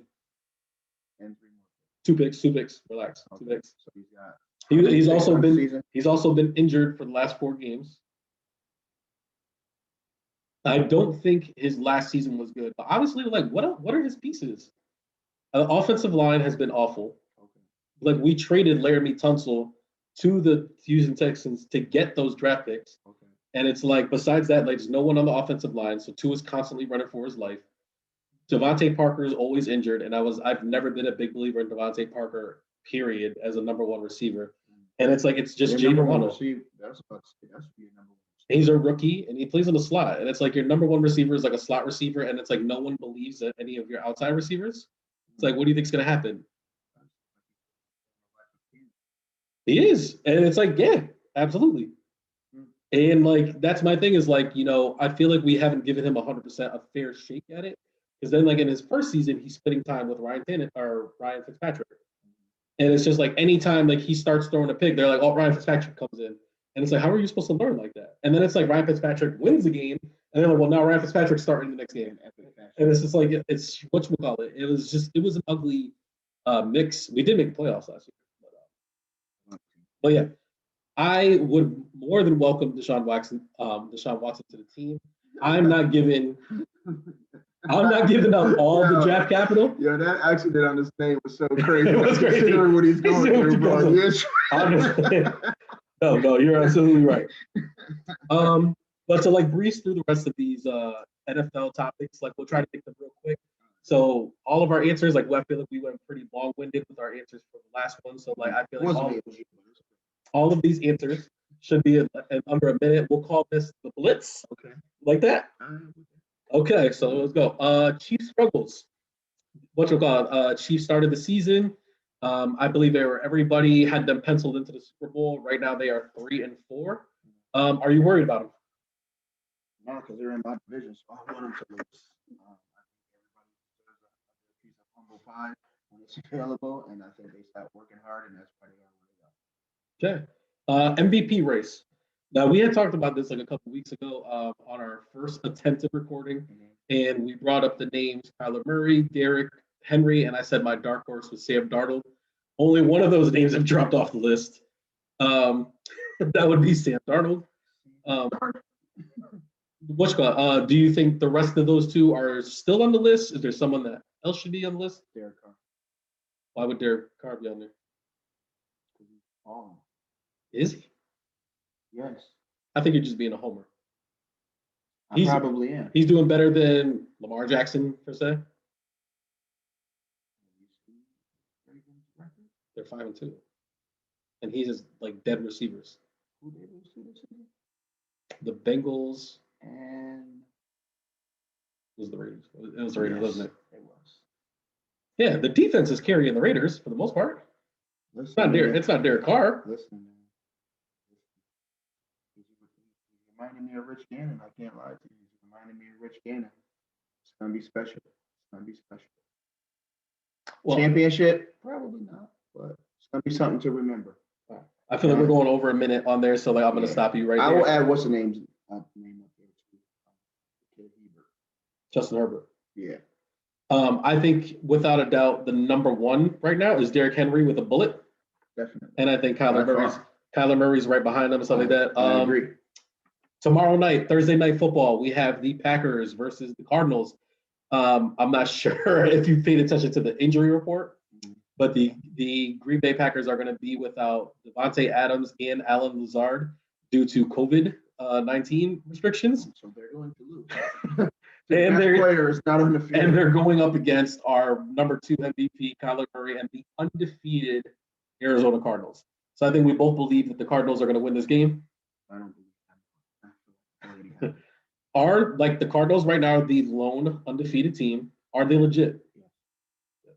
I mean, we do think they're going to lose before playoffs, though, right? Of course. Yeah, you want to get it. You want to get it out the way. I feel like there's going to be a game where somebody just plays good football and they beat them, but I feel like the team is super legit. JJ Watt is overhyped and overrated, but he's in the right place where he can make something happen every now and again on a strong defense. Kyler Murray is amazing, and then you have a reinvented AJ Green to complement D Hop. And it's amazing what hopping in a Kyler Murray offense will do for your career. Right, AJ Green, right? Right. He hasn't done jack squat for the last 4 seasons. The kid Kurt just get mixed in here and there when like you're worried about those two guys. And when all else fails, Kyler Murray is going to get on his best Russell Wilson impression and take off on you. So it's like they're tough. They are tough. Yeah. Did you see the press conference of Mike Tomlin? About refresh my memory. There is a vacant, I believe it's the USC coaching job. There's some college coaching job that was open, and Mike Tomlin was asked about if he was like in line to like go for that job, to leave the Pittsburgh Steelers and go there. I wish we could play the clip, but Mike Tomlin very impassionately said no. And then he was like, why are you asking me this? Like, how come you guys don't ask Bill Belichick or ask any of these guys? He's like, don't bring this up to me ever again. Does anybody else have any questions about some job that I don't want? He goes, I feel like you should never say never, but I'm going to say never. And I was like, hot damn. Mike Tomlin.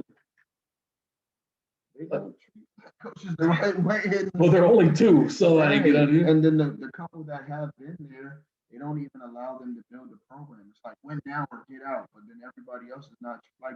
How many different teams has Chip Kelly been on? Like 2. What about Lane Kiffin? Too many. Right. So it's just like, who was the dude who was in? What was he in Texas? What is Charlie Strong? Yeah, I believe. Yeah. Like you don't even allow this dude to get his recruits in. Like he has to come in and coach. And nothing against anybody like players or whatever, but like this group was not the group, and it was not who he recruited. Like you're gonna make him coach football with these kids that are not his kids, not only not who he recruited, but probably don't want to play for him. So that's gonna kill the morale, and the team's gonna look terrible. You don't even allow him the extra year or 2 to get his recruits in to see what really is going to happen. Mike Tomlin knows what's up, man, and I am nowhere near a Steelers fan. That's a strong rivalry right there. But Tomlin is smart enough to know as soon as he goes to college football, he will be out of a job in a year or 2. And UFC of all teams, like, come on now. How long do you think Mike Tomlin's going to? It's a lot longer than I thought. I was like, I would say like 12 years. It's 14 seasons he's been the coach. I was like, I have no idea. I know he's been the coach for a really long time. They said 14. I was like, 14. And then like in my head, I'm like, man, that must have been. That means it's 1999. And I was like, yo, man. Omar Epps is not playing his character.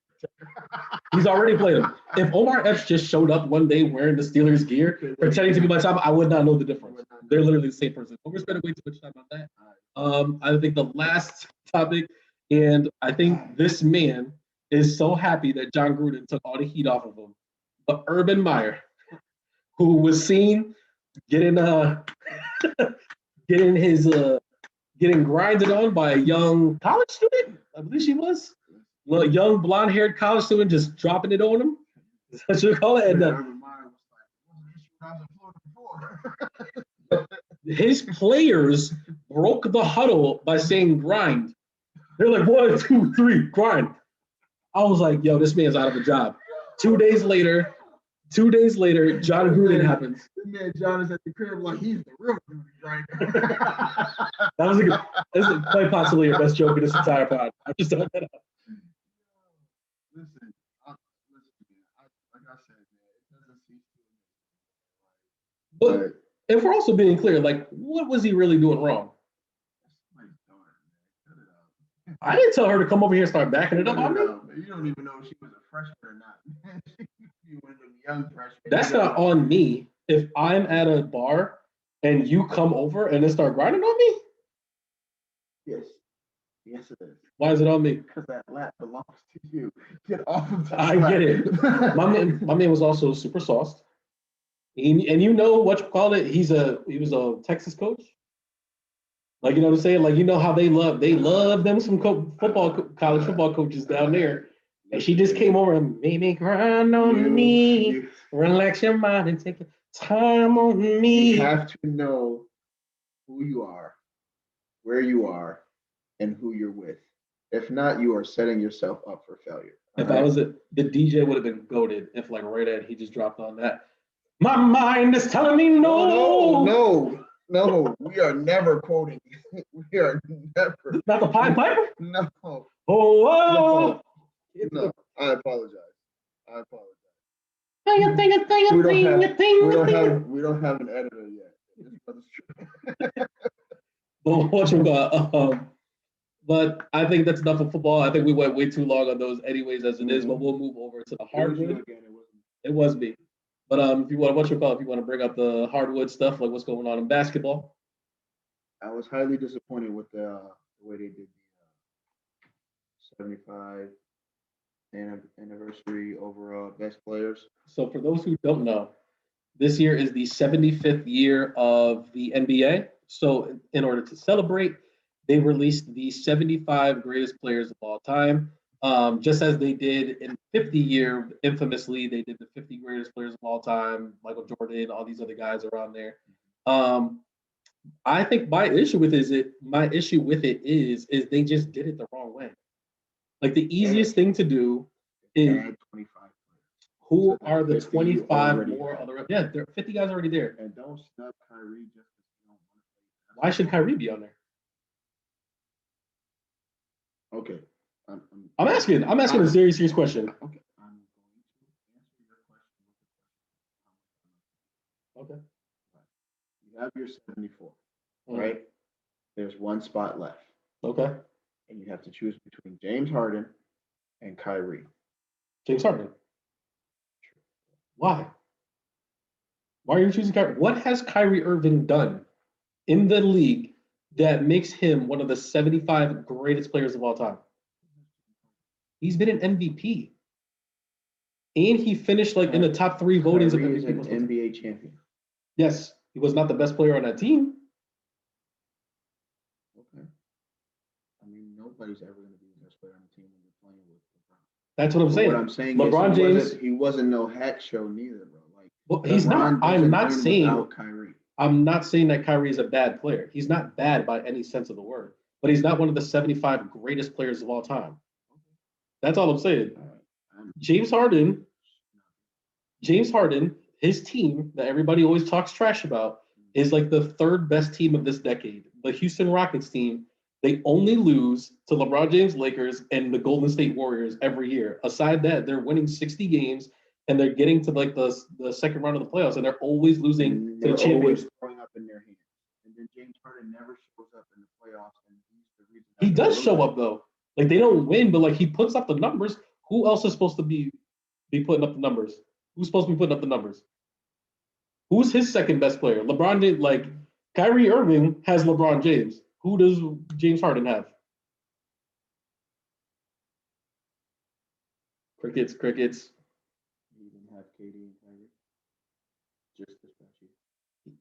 This past year, yeah. Okay. He was hurt. They were both, him and Kyrie were hurt. And they still almost beat the Milwaukee Bucks, the NBA champion Milwaukee Bucks. So when he was in Houston, I'm not saying he didn't have anybody. What I'm saying is the rest of the team wasn't as great as the Golden State Warriors team that he kept losing to. That's who he kept losing to. Okay. He's not Damian Lillard that's getting bounced by like the Pelicans and stuff like that. Like he's legit losing to champions. So the Rockets team that James Harden had, was it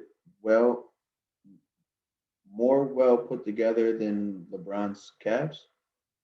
Even? No. Okay. LeBron James' second best player was Kyrie Irving. James Harden's second best player was Dwight Howard some of the time, Chris Paul some of the time, and Russell Westbrook some of the time. Chris Paul can't give you what Kyrie give you? He got hurt. He missed the game 7, the one where they were up 3-2 against the Warriors. Mm-hmm. Chris Paul gets hurt, and then and then they lose 2 games in a row. And that means you're not the guy. That's not the guy. That's like saying, well, how come Kyrie didn't carry this Cavaliers team without LeBron James? What has Kyrie Irving done besides the time that LeBron James was there? The very year that LeBron James came back, they went to the championship game and they won a ring. You said when Kyrie did not have Kyrie was in the Cavs, he did not have LeBron. So then he leaves LeBron. He leaves LeBron, goes to the Celtics. What do?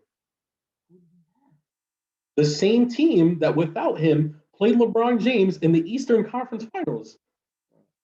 Are you serious? We can't listen. I'm not trying to downplay it, but we can't dictate anything. Listen, Kyrie Irving. Because there's only 4 teams given every year. I'm going to tell you. Conference is trash. I'm going to tell you some things that Kyrie Irving does not have. He has no All NBA first teams. He has no MVP votes. He has no scoring titles. He has no assist titles. He has nothing except for a couple ankle breakers, and he has never averaged over 25 points per game. Why is Kyrie one of the greatest of all time? He's probably not even one of the 5 greatest point guards of this last 25 years. I like James Harden. I'm just saying, like, I'm not feeling it. Okay, whether you like him or not, I think he got snubbed. Is James Harden the best shooting guard of this past decade? Post Kobe Bryant, there's been no better shooting guard than James Harden in the league. Not Bradley Beal, not Klay Thompson. Like, he's the best guy. So you're telling me choose between Klay and James? Yes. I'm choosing Klay. So you're telling me if you traded James Harden for Klay Thompson, the Klay Thompson Rockets are doing better than the James Harden Steph Curry Warriors? That's what you're telling me? Yes. You are out of your mind, bro. I am out of my mind. You know why? Because Klay is going to D up. James is not. He can D up, and they'll get blown out by 40. You're telling me that the Russell Westbrook, Klay Thompson team is winning 60 games? Yes. With no big man? Yes. With PJ Tucker? He's not going to have no problem sitting on the wing or in that corner and letting Russ do him and kick it out to him so he get knocked down The stuff that you're talking about Klay Thompson doing is the stuff that the guys that James Harden was playing with are supposed to do. His third best player is Eric Gordon. They have Draymond Green is their third best player. I get it. That's what I'm saying. I feel like if you reverse the roles, James is still going to kill that roster. You mean the James Harden who was the 6th man of the year and they went to the finals with him? That James Harden? Same James Harden? 160. Let's move on. So that's where I think that they went wrong, is they should have just added 25 players from the last 25 years. I don't even know how we made this about James. You brought it up. You said these 3 players. Yes, and then you went crazy. I get it. I'm still all right. We're in agreement, though. I'm gonna give you 30 seconds. Agreement, though. What? No, we're not. I'll give you 30 seconds. Tell me why Kyrie should be on there, besides the fact that he won a ring. No, we're not. Okay. We both agree they did the 75. Yes. Should have just added 25. Should have added 25. Yes. I feel like we should have had a predetermined list and talk about who our 25 that should be added was. That's what we really should have done. We'll do it next time. It's funny enough, I made a sheet like 4 years ago because I knew that this was coming up, and I had a bunch of people on there, and it's like they kind of still hold the same weight. I'll pick 25 for next 5. Okay, so we'll do that. That's easy. You think so until you start seeing some of the names on there. When you start seeing that, like Tracy McGrady might not be on there, that's what I'm saying. When you start really looking at it, you're like, ooh. And he's my guy, but I kind of almost question Melo being on there too. Like, that's another one. Like, has Carmelo Anthony done more than Kyrie Irving? No. What do you mean? Why not? Carmelo Anthony led the Denver Nuggets to the Western Conference Finals and then led the Knicks to the playoffs. What has Kyrie Irving done? Right, what has he done? I've been waiting. What has he done? Why is everybody still stuck on Kyrie? He's done nothing. Nothing. Okay. Go ahead. You got something deep rooted. He's done. Like, that's my thing. Listen. All right. So no. We gotta move on. Can I just go ahead. So this is my thing about the NBA 75, and this is the way it is. Okay. Is when you do these what you call it, when you do these greatest players of all time, or you do the greatest player in the last 50 years thing, the NBA is a storybook. And it's like the beginning of the NBA is like that's the Bronze Age, the 80s is like the golden age, and it's like, you move on up. Right. When you when you try to do the 75 and you just pull the 75 players, it's hard to judge these newer players compared to players from the 60s and 70s. But like when you do it like that, you make it seem like the 60s and 70s don't matter, and they matter, which is why you have to keep them in there, because that's how the storybook works. And it's like when you open the first couple of chapters, it's the 60s, it's the 70s, it's the 80s, and you get to the 90s, and stuff like that. So like that's how you're supposed to do it. Is you're supposed to be like, who are the next people that matter? That matter. When we tell the story of the NBA, who needs to be in there? Because we can't tell the story of the NBA without these players. You That's don't like, have to say none of that because we're in agreement. right. I'm saying it for everybody else out there. Just because we're in agreement, I want like everybody to like that's the way it's supposed to be. That's why people are so upset that Dwight Howard didn't make the list. Because like you can't tell the history of the NBA without Dwight Howard. Why not? Are you gonna sit here and tell me that Kyrie Irving deserves more than Dwight Howard? Keep moving on. I think you got some wild takes. I think you got some wild NBA takes. Is what's really going on in there. All right, Knicks fan. Relax, Knicks fan. That has nothing to do with the Knicks. I just felt like Dwight Howard was he never was his own player, and I think he could have been something really great, and he like put a damper over his own candle. I think the league changed on him. I think like the things that he was good at, the league moved away from that. Like, like he couldn't really shoot, so you're not a spacing big man anymore. I understand that, but like when he has to go and play defense on the perimeter, like that's the reason like why that position is almost extinct, which is why he can only play like 12 minutes now. Okay. All right, Ben Simmons. What about him? Career's dead. Why is his career dead? Are you gonna like set up like what about? Are you just gonna say Ben Simmons? Yes. Is this how you lead into topics? Yes, Ben Simmons. For those who don't know, Philadelphia All-Star forward Ben Simmons. That's what you're here for. We're like so I can be lazy. You can kill it. You're turning me into Joel Embiid, and you're Ben Simmons right now. This is what I'm talking about. Hey, All-Star forward Ben Simmons, former number 1 overall pick forward Ben Simmons of the Philadelphia 76ers, infamously is refusing to play for the Philadelphia 76ers this season. He showed up to practice in sweatpants with his cell phone still in his pocket, showing minimal effort in practice. The next practice that they had, Doc Rivers asked him to run a specific drill. He said, I ain't doing that shit. And then got kicked out of practice, got suspended, came back, told them that his back was injured, got checked by the doctors. They said his back wasn't injured. And then he said, my brain's injured. What doctor you got for that? And so now he's on medical leave because he said he mentally cannot play. Thoughts on the Ben Simmons saga in Philly? First and foremost, how do you feel about the way Ben Simmons is handling this? Ben Simmons is, listen, all right, so he's handling this like he is a premier player in the league right now. All-star. He is handling this like he is a premier player in the league right now. He's handling it as if he made his team better this past year and as if they are going to be terrible without him.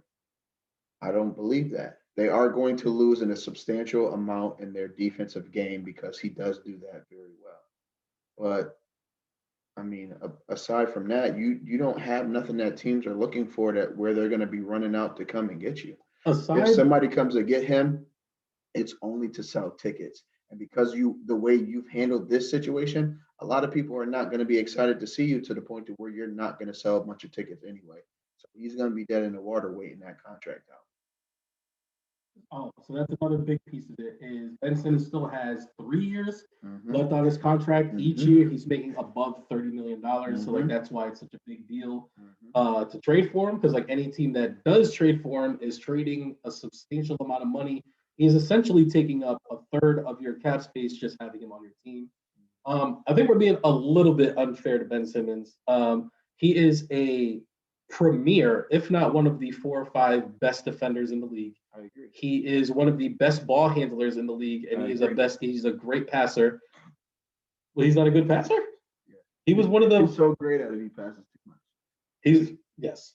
Because he infamously, for those who don't know, in the playoffs last year, Ben Simmons passed up a wide open dunk to pass it to Matisse Thybulle to a point where he got the rim right here. He gave it to him, and Matisse was like, "Oh, what the fuck?" And then got fouled and missed the layup, right? Just because he made a boneheaded play and stuff like that. So like to diminish like his skill set is saying a lot. I think that one, he's been playing out of position. Like they keep making him play point guard, and I don't understand why they keep doing that. Like why not make him play? He just said he has great handle and he's a good facilitator. But what I'm saying is like, all right, I understand that, right? So you put him at point guard, so that means you have another power forward on the floor instead of him playing power forward like he used to. Okay. So like, why not put an actual point guard out there, someone who could shoot and space the floor, or shooting guard, someone like Seth Curry, for instance, and like continue to let him, handle the ball. But now he's handling the ball against a power forward instead of a point guard, which he can blow by almost any power forward in the league. So like now you have him at power forward, and it's like when he does get past that power forward and the center comes over there, now he can kick it to either another open shooter, or he could kick it to Joel Embiid, who is also a good 3-point shooter. That's what I'm saying. Is like I don't think that they've 100% like. Do you remember when Ben Simmons was the phenom though, and him and Joel Embiid were doing mad crazy in the playoffs before they acquired Jimmy Butler, before they acquired Tobias Harris, and stuff like that? And it was just like, yeah, that's what they were doing. He was playing power forward, and like he was doing all these things, and he was amazing for a while. Like everybody was like, wow, this dude's next up. Once he develops a jumper, it's going to be great. Sadly, the jumper is not developed because for some reason, this man hit 1 3 in the layup line before a game, and the crowd went crazy. For some reason, to go 0 for 30. Like the Philadelphia players, like they forget how to shoot when they go there because the same thing happened to Markelle Fultz. No, they killed.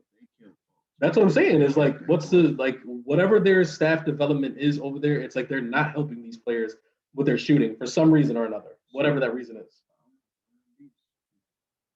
So what happens? What happens with him now? I gave my take already. Well, you didn't say what should happen. Is like no, I said what happens with him.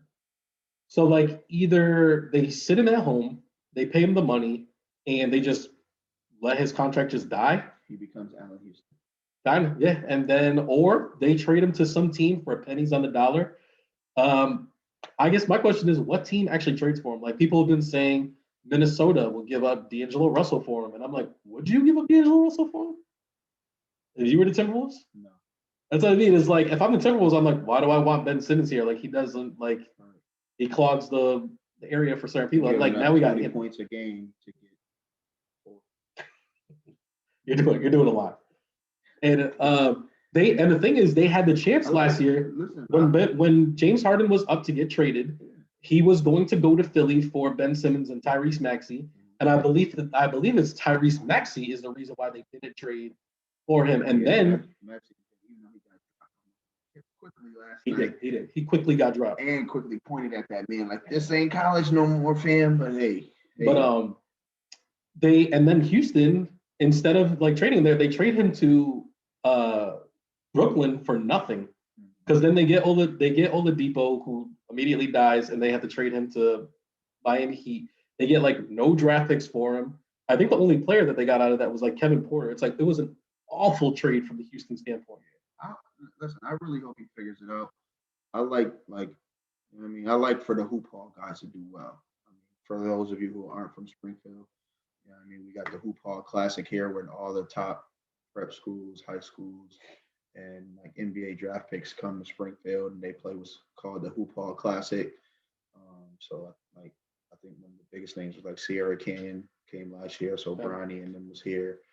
I mean, the biggest thing that's come through was Zion, though. I like that one time in Zion this year. That was the same weekend. It was like Zion, Bronny, Bol.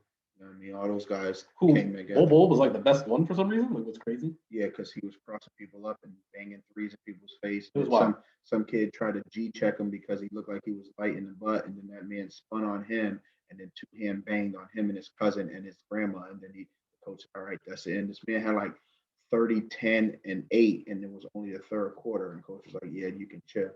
But yeah, like it's just I don't know. It's just like it's good for the city, and it's also good for the young boys that's growing up to say like, "Hey, I seen that dude come play ball in my city, and now here he is in the NBA, or I'm playing with this kid on 2K," and like that stuff that like enriches the lives of those when people don't even know. So Ben, get it together, man. Like there's kids out here watching. Man. I think I would like for Ben Simmons to go to another team. I would like for him to get traded. Yeah. I would like for Philly to get fair value for him because this is, like I said, an all-star, a former #1 pick. Like they should get value for him. I just don't think that's the way it's going. And it's I feel gonna be like hard. Yeah. I feel like, and it's like that because of Ben Simmons. Like he doesn't realize he's damaged himself.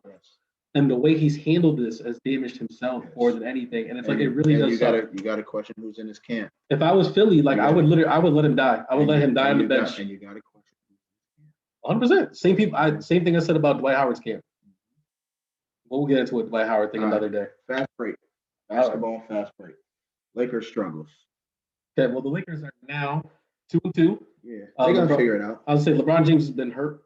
Today is Wednesday. They play tonight. I'm pretty sure they won tonight. Yep.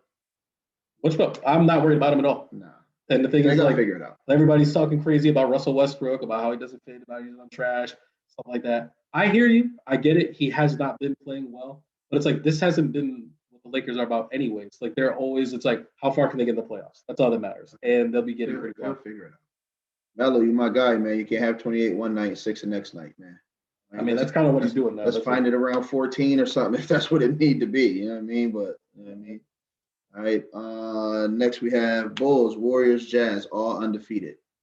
I won't even lie to you. You know I got some strong, deep-rooted trauma around them Chicago Bulls. I feel like somewhere right now somebody's playing the video of Pippen or Jordan dunking on Patrick. The Pippen one's worse. Yeah, the Pippen one is definitely worse. But I mean, I got a buddy I'm in a group chat with. Shout out to the homie. But yeah, I mean they looking legit, man. Like I like Lonzo. You know what I mean? I've liked Zach LaVine. I wasn't too big on DeMar when they got him because I didn't know how he was going to fit. I knew he was going to get a lot of shots because I know how Lonzo likes to facilitate the ball, but it was just like between Lonzo needing to spread the court out and get into the lane, and then Zach being a shooter type slasher, like where does that mid-range fall in for DeRozan to get right? And they are figuring it out. I think the key has been Nikola Vucevic. Yeah, definitely. Like his ability to stretch the floor. Elmer Fudd is balling too. Alex Caruso. Elmer Fudd is catching alleys out here. I think what it is, I think the biggest thing that I think is helping the Bulls win and on is that these are a bunch of guys who enjoy basketball and they weren't having fun where they were. And now it's a refreshing feeling for them to be not only winning games, but having fun playing basketball with the guys that they're balling with. Out of the Jazz, Bulls, and Warriors, who do you think is the most legit, like is actually a good team? Okay. I just wanted to check. Klay Thompson's not even back. He's not even back. And he will be, and he is. It's gonna be crazy. The only reason I don't see the Jazz is because I just don't believe in the Jazz. I don't. And I don't know who that third piece is for them. You know what I mean? And it's supposed to be Mike Conley. Yeah, I don't see it. It's my man Jingles off the bench. I just feel like you can't have a third piece that plays the same position as your first piece.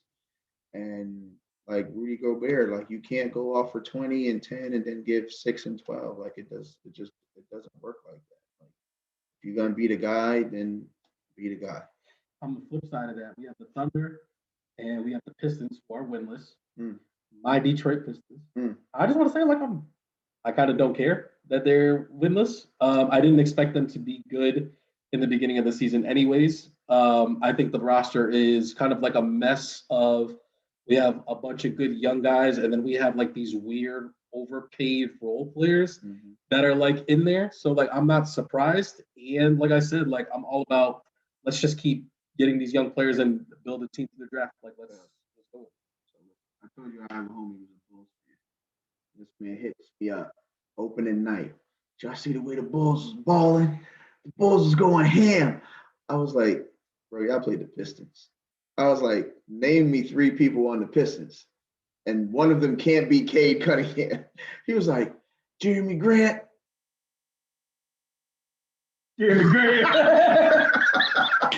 Yo, that boy Grant Jeremy. Listen, I screenshotted the roster, and I looked at the roster like, what is going on right here? I'm a man, Killian Hayes, number 7 pick last year. Listen, Isaiah Stewart, Sadiq Bey.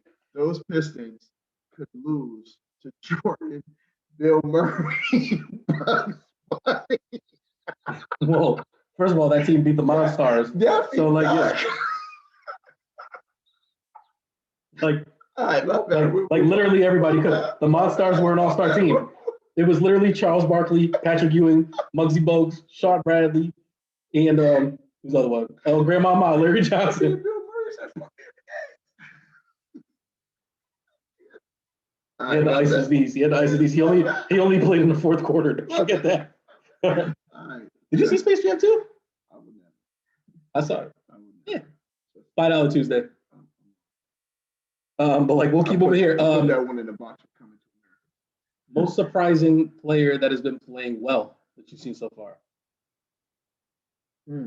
I think mine would have to be Anthony Edwards, who was the former number 1 pick last year. And it's like I'm not surprised that he's playing well. I'm surprised at how well he's playing. Okay. Like he's doing it a lot faster than I thought. He's spreading the floor like a lot more. Him and Cat, like I believe, if I'm not mistaken, that they've only lost 1 game so far.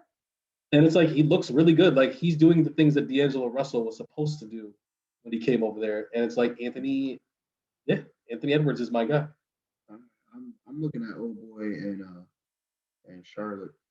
LaMelo? Nah, LaMelo's obvious. I do too. Good. I gotta do a fan pick. I gotta do a fan pick too. But nah, I don't think Bridges is getting enough credit. Oh, come on, that's the alley-oop gone. Yeah. We know what's going on. Yeah, but I'm just saying, like, he's doing other stuff too. Like he's starting to knock down shots. He's starting to find his comfortable spots on the court. And like LaMelo's definitely doing his thing, but like he needs somebody there with him to free him up. Like I think tonight that man had like 28 or 30 points, and it came off easy. It came off smooth. So it's just like I think because LaMelo gets so much press that people often overlook the whole Bridges situation. I was gonna say his brother's got a finals run in him, so he's got to show out now. Right. And then lastly, the boy Obi Toppin, man. It's about time. Obi Toppin, because man. Last year it didn't look like it was. It looked like a miss. This brother was like Dollar Tree Amari. I was like, you don't take that one off and go get you an 11 or something, bro. You out here looking crazy. But nah, this brother, he's knocking down his shots better. He's not settling. He's getting in the lane. I think he hit Joel Embiid with a couple of those. I'm up here and I'm coming underneath you with it. It's just like he looks super comfortable on the court. He's catching alleys like he's supposed to be, dunking on people's necks. And I think he's getting between 10 to 12 points a game. And like if he can stay with that throughout the regular season and we sneak into the playoffs, then I think he can easily turn that 12 into 18. So on the flip side of that, most surprising player that is not playing well. I think there's a clear answer. There's no clear answer? I think there's one clear answer with a bullet. Damian Lillard. Like, without a doubt, Dame Dollar, who's quite possibly my favorite player in the league. I feel like he is 100% approval rating. Like, all basketball fans love Damian Lillard. Mm-hmm. He's looked awful so far this season. And the Blazers have only won 2 games in spite of that. And it's like they don't look good. And I don't know what it is about Dame. I don't know. I know there was like some rumors before the season started about either him or CJ getting traded. And I really hope this isn't like his I'm just chucking up shots so that way y'all can get me up out of here type of deal. I really hope that's not the case. Nah. He's been kicking all that loyal to the soil stuff, his raps and all that stuff. I don't think he's at least going to play this contract out unless something super dramatic happens. I really like that loyal to the soil line. That's pretty fire. Yeah, it ain't mine either, but it's definitely a good one. For me, I'm going to have to go with Jason Tatum. I feel like he just got 30 burger. Yeah, I know. But like it's not consistent. I feel like he was just kind of force feeding that to happen. I feel like we have to talk about being a local team. We have to talk about Celtics. Exactly. So I like the 7 for 30 he put up against the Knicks. Like, and then before that, like Jaylen Brown was balling his heart out. I think he had like 45. He's like Tatum, you can't give me 10. Please. Please tell me you saw the Knicks fans' reaction to the double overtime game. Yes. It was. I was in the meme. You ain't see me? You ain't see me in the You meme? were the first one. Let's go. I'm like, Like, man, if the Knicks ever win a championship ring, the whole city's going up. Like, these fans could not handle it. hey, listen. Burn it down if we burn it down. All right. All right, let's shift right quick. That's the blitz for basketball. What we got left? We'll go around the sports world. The only thing that's really left to talk about, I know there's a new UFC fight this Saturday because there's one every Saturday, but it's not anything too exciting. We did not give our thoughts on the ending of the Wilder Fury fight. So, like, just very to be clear, we recorded the first one right before the fight, and we both gave our predictions. We bet on Black, we bet on the Deontay Wilder. The fight ended with a Tyson Fury knockout on Wilder. I believe the fight ended in the 11th round. Quick thoughts on the fight. Like, I'm sure you look like you got some stuff you want to get off your chest. Because Please pull me over. And it was like, we heard you witness a murder. We need to question you. And I was both heartbroken and fearful at the same time. Because I was really hoping you were to give me some gold, and I don't know what that was. I know what I had witnessed, and it was so disappointing. Because I really felt like Wilder was like he was going to shut everybody up. It seemed like he was in a different headspace, like he was coming in. He was in a different headspace, all right. And I don't know, man. I just felt like this was the one, and he let that man make him look bad at his craft again. And it was lightweight disappointing. I mean, I actually thought it was a really good fight. I didn't say it wasn't a good fight. It was just disappointing that it didn't. I mean, the outcome was disappointing. Yeah. You wanted Wilder to win, but, like, honestly, he didn't look like he should have won the entire fight. He started off really strong in the first round, but then, like, Tyson Fury is 30 to 40 pounds heavier than him. He figured out that if he threw a jab and then came over the top, he could just hug him and just put his weight on him all the whole time. And, like, Deontay Wilder looked exhausted. I was very surprised when he put down Fury twice in that one round. I believe it was the fourth round. But, like, the entire fight, like, I was like, oh yeah, like, Wilder's about to go down. And he didn't go down. And every round I was surprised that Wilder was still on his feet until he finally got knocked down. I was like, this should have happened 4 or 5 rounds ago. So, like, I think fighters in general they figured out Deontay Wilder. It's like, you're not a long distance fighter. If I take you anywhere past the 5th round, you're most likely going to crap out because, like, you just don't have the stamina for this. But if I let you land this one hitter quitter, it's like you're going to win. So if I just completely avoid you, make you actually box, like, I can win this fight. And, like, I feel like that's what happened. And I don't want to say that he's done, like he's overcooked or whatever. I don't know if I want to see a Wilder Fury 4, but I think, like, he should really take his time, get like 3 or 4 fights underneath him, and just where he's at. Well, that's the thing is, like, in general, it's like the heavyweight. There's not really anybody in there. Right. There's always only like 3 or 4 people. Even Tyson Fury isn't that interesting of a fighter. You know what I mean? It's like he's only interesting because he's going against Deontay Wilder. All right, let's keep it pushing. All right, we'll do all this to record scratch. It's going to take some time. We're going to talk about music, but we'll move it through this real quick. We'll try to spend like less than a minute on these. We're just going to catch up on a lot of albums that we've already passed on. The most recent album being the Young Thug album. Did you check it out? I checked it out. I am not a Young Thug fan. And the thing is, I've actually been trying to get into Young Thug for like maybe like the last 5 years because like I want to, I know he's very, very relevant, but I'm trying to understand why he's relevant. I'm trying not to be the old man on the porch. Like, I try to give everybody a chance. The new album came out. I listened to like maybe the first 8 songs and I was just like, yeah, this is going to be a no for me. And I really kept it moving and I don't plan on getting back into it. It's a miss. So we'll move on to the next album, which was Meek Mill's album. That's Expensive Pain. I think it was called Expensive Pain. Did you listen to that one? I did. What'd you think? I'm like in the middle. I'm in the middle. I like to know, like, there's songs that I can listen through, and if I'm skipping a lot of songs that are like, all right, I heard it out of respect of listening to it, but I don't really need to come back to that one. I think there's probably maybe 5 songs that I would run it back. If we did like a source 5 mics thing, how many mics are you giving it?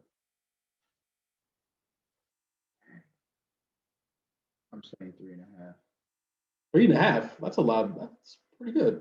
If we were doing a report card, that's a C plus. I'm pretty sure rappers is not putting together albums for 3.5. I mean, like maybe when we get through more of these albums, we will. I also listened to Expensive Pain. I went through it 3 different times. It's a two mics for me. I was like, there's maybe 3 songs on here that I'm like, oh, these are really dope. But like aside from that, like he just doesn't sound great. I think the beats don't sound great, and those auto-tune songs are beyond awful. Oh no, Auto-tune songs are just awful. I was like, these are bad. These are hard on my ears. Bad. As soon as that happened, I watched the Boondocks or not, but I instantly thought of the character Busta Rhymes playing his album for Thugnificent or Riley. Boy Flizzy? No, he's Thugnificent, right? Thugnificent. Where's Ludacris Thugnificent? He played the song, and Riley was like, "Oh, that's that auto tune." He's like, "Oh, it's another song." There's a whole album auto-tune. So yeah, I don't know, man. I didn't expect that from me. That's why it kind of threw me off. Like I was like, all right, maybe it's just a hook. And then you went into it and it was more, and I was just like, man, this is not good. And like the thing is, like we're coming off of this somewhat of a high of having like the Drake versus Kanye battle. And it's like the 2 follow-up albums are these 2 lackluster albums, and it's like everybody's really waiting for the Kendrick thing to drop, because even the Baby Keem album with Kendrick still wasn't all that. Yeah. So like I mean we could get into that real quick. So like we both are kind of like lukewarm on.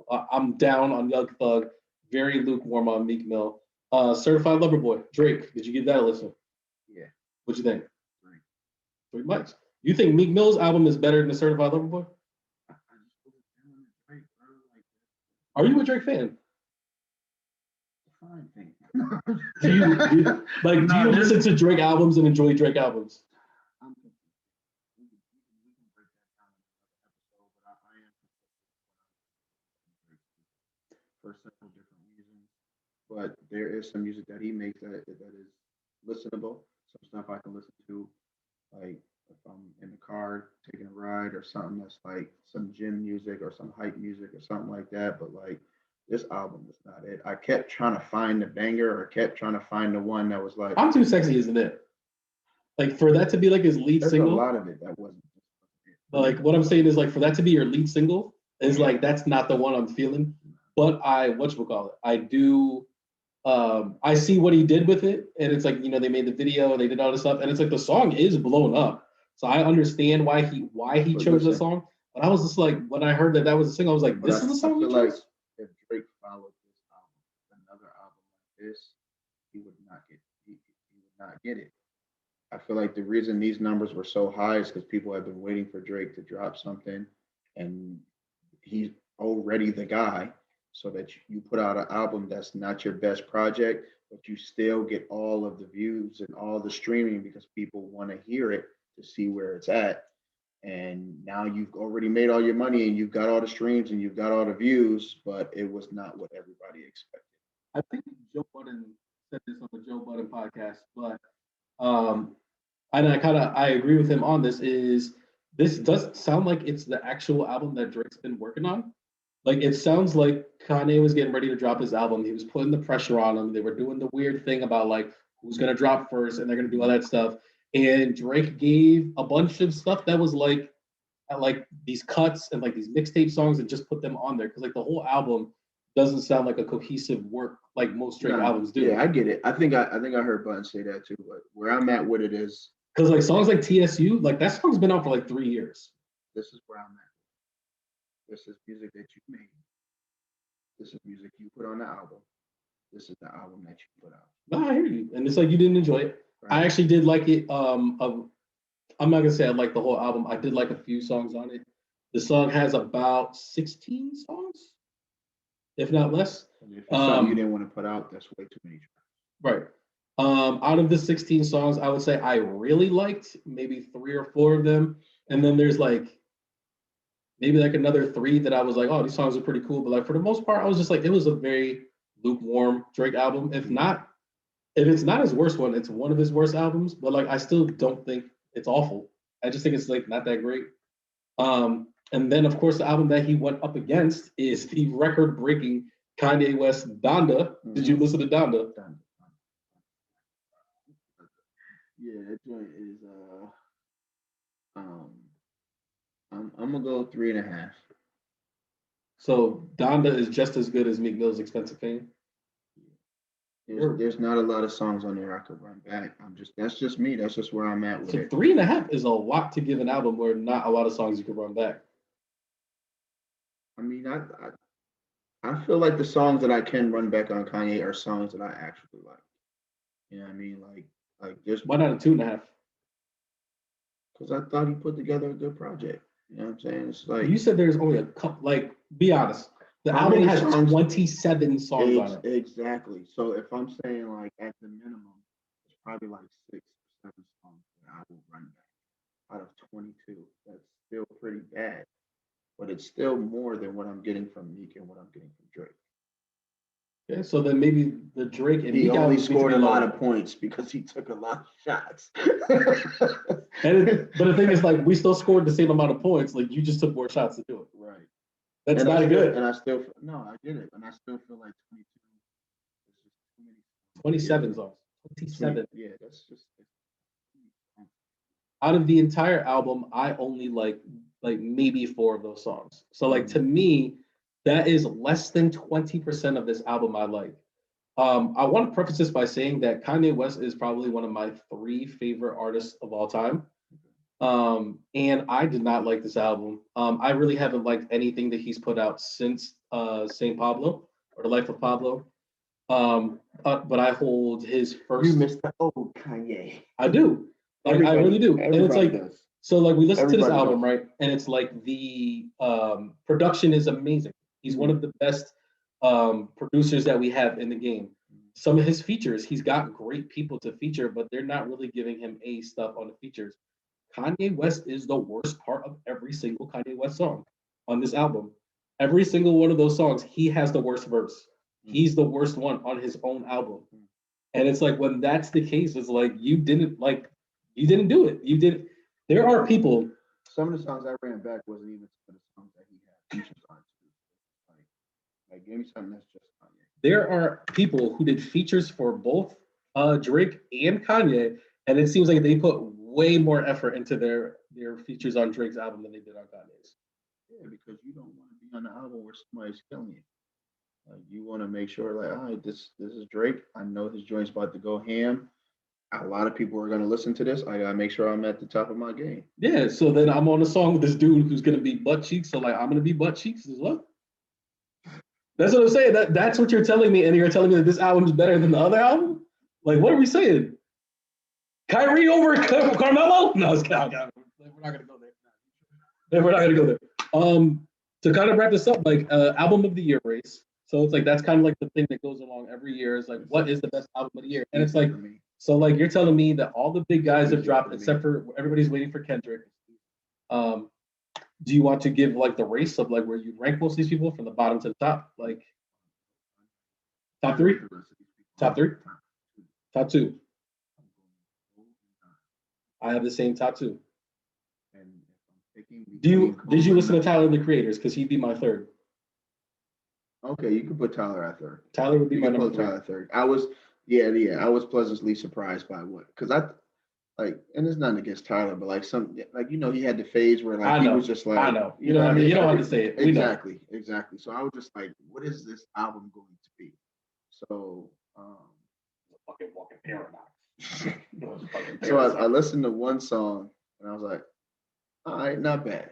So I was like, all right, let me go on to the next one. I was like, all right, not bad. So I mean, it kept my attention. It kept my attention. The DJ drama, like doing the gangster grills, yes, definitely added a lot to it. Like that gangster crazy. Yeah. Like he got another song that's 30 long, but he's straight spazzing for the whole minute and 30. Like the video that he has, he's like, I think he's like on top of a car or a big old truck or something. He's like he was. I was like, yo, this brother is in his bag, right? For all the weird stuff or like the weird things that we can say about Tyler the Creator, one thing we can definitely not say is he's a bad rapper. That man can spit, and he always could spit. It's just like sometimes his subject matter is just not what you're looking for.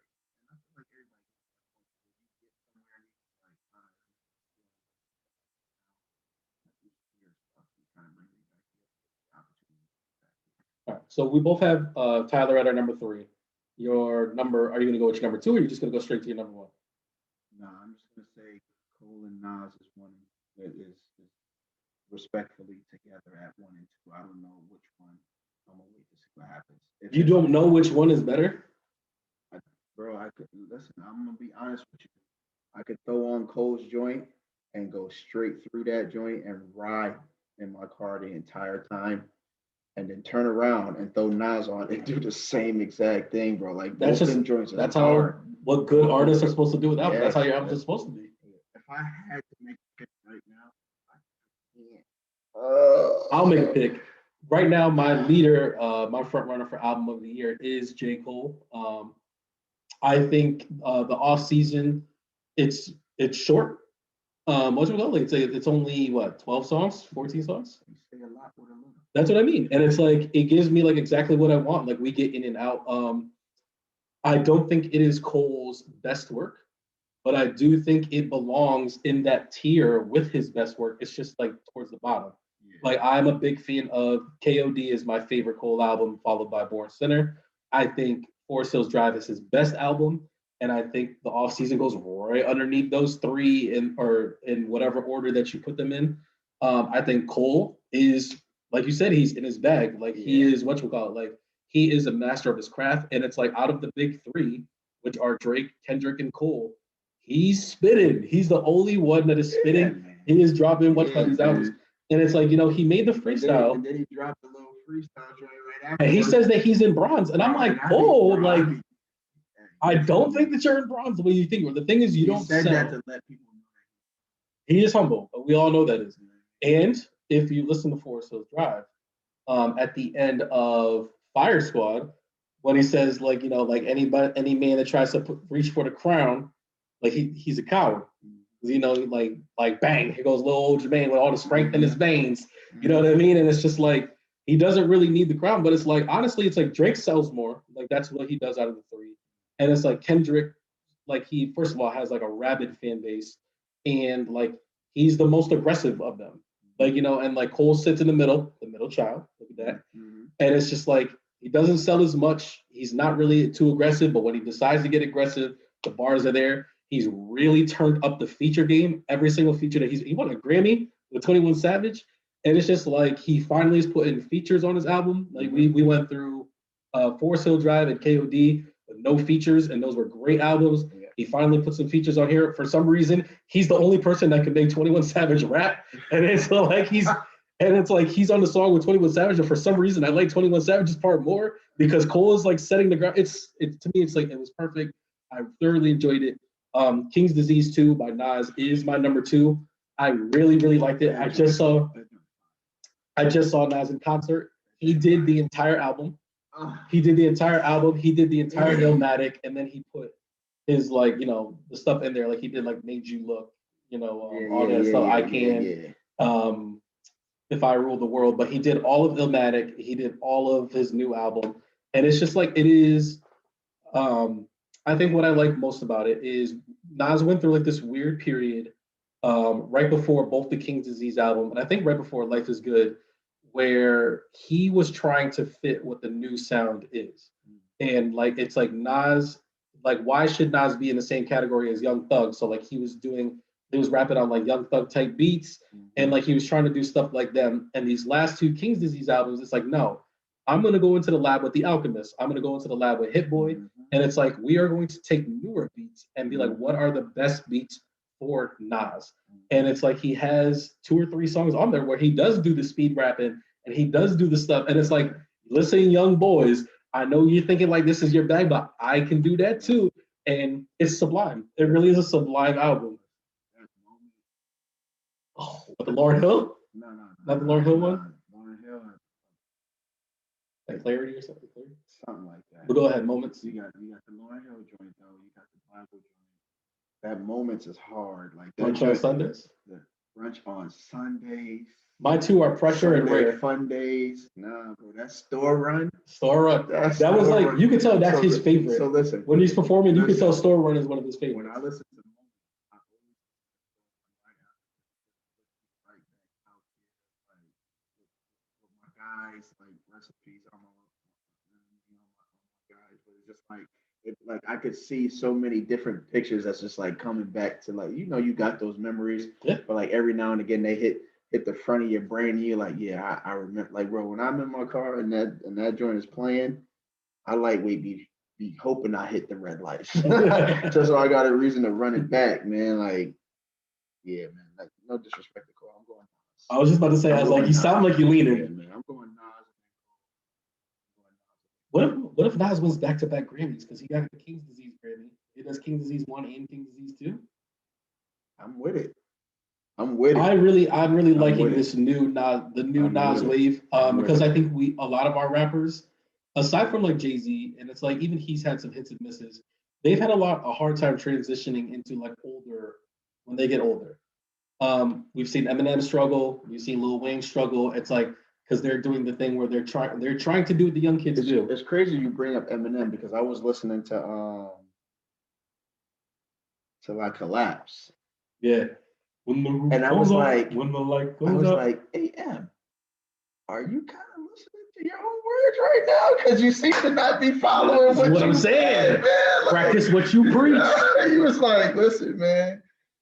I think he was like, yeah, I ain't gonna get into it. But he basically was saying, I'm gonna spit these raps. They hitting, and when they ain't hitting no more, I'm gonna respectfully step away. Till it collapses. Yeah, till they collapse. But I think, it's weird because he's in this weird space, and I know we're getting short on time and we're getting ready to wrap up. But he's in this weird space where because of what he's doing now, like he's losing a lot of respect from like the older heads. It's like you're doing like this TikTok rap, you're doing this speed rap, this rap god, kamikaze, like all this other stuff, and it's like we're just not here for it. But the kids are eating it up. Like they're eating it up, and it's like they're knowing him for like the second half of his career. And it's like the second half of his career is like where we're not at. Like we're still sitting there with like, I am whatever you say I am. Like we're here for the hi, my name is. They love the I'm not afraid. The I'm friends with a monster. Like they love that Eminem. And it's just like that's not our Eminem. And it's like he's I don't even know what to call it, but it's like he's transitioned into like this new thing. And it's like it's really working for him. But like we can end that there. I know this weekend is Halloween. Do you have any Halloween plans? No. Do tell. Why not? I do know. You don't care to tell anybody else. It's not in their business? No. I'm a Christian. You know what I mean? I know I don't always, not all perfect, but there's just certain things I don't do in my household. Yeah, if you don't want to touch it, you don't want to touch it. Halloween is one of them things, man. Come by here to get candy. Your bag gonna be just as full as it was when you came back. I was gonna say, do you do anything? You don't dress up at work. You don't do nothing. You don't hand out candy. I did. When I used to run the little facilities, I did it.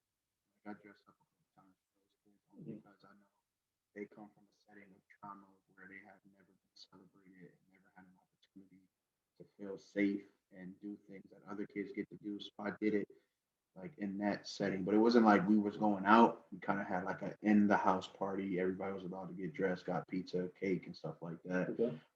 But other than like that, going house to house and dressing up and all that, never been with it. I'm on the flip side of that because I love Halloween. It's quite possibly my favorite holiday. Okay. Like now that I think about it, like I really Thanksgiving or Christmas. I think Thanksgiving is in the running. I do not like Christmas. I do. I get very down during the Christmas season. I don't like Christmas. But like Halloween, like is my jam. You come to our. Why does everybody do that? Like I don't want to celebrate Christmas. I don't like Christmas. I didn't say you was gonna celebrate. I just you was gonna come through and kick it with us. We'll see. We'll get on this Monopoly, this clickety clack. Now we're talking about lunch. There we go. That could get done. There we go. But I love Halloween. I am gonna get dressed up. I don't want to reveal my costume. I may maybe I'll just wear it. wear it on the next pod. Yeah, like maybe I'll just wear it on the next pod. We'll see what happens. Or if not, I'll at least put some pics up. You know what I'm saying? Yeah, like I love Halloween parties. I think that's another thing too, is like I'm very into like things that are retro. So like dressing up as like old video game characters, old cartoon characters, like that's just like right up my alley. It's right up my bag. I thoroughly enjoy it. So like yeah, I'm trying to see the Halloween movie. Hopefully I can bang all those out at the same time. Hopefully. I'll punt that baby. There's gonna be one in the theater just because. If you bring an infant to watch Michael Myers, I'm a mandated reporter. Michael Myers, who's apparently homophobic because he killed the gay couple. Everyone can get killed by Michael Myers. That's the point. But yeah, that's our thoughts on Halloween. Have you not seen that? I don't care. I don't know what. No, I'm serious. Like people are watching about. They're saying that Michael Myers is homophobic because he killed the gay couple in the new movie.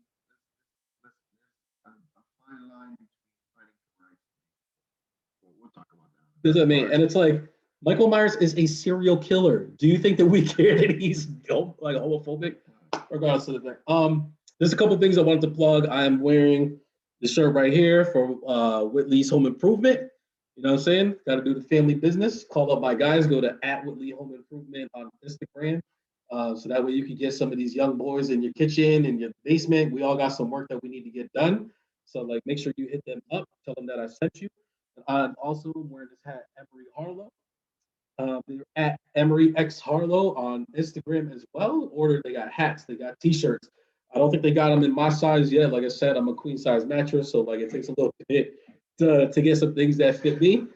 But like, yo, hit them up for all that stuff. They also got but yeah, like I did want to plug those things before we head out. Anything that you want to do? Yeah, man, I always like to end it with that coffin corner kick. You know what I mean? Is that what you're calling it? The coffin corner kick?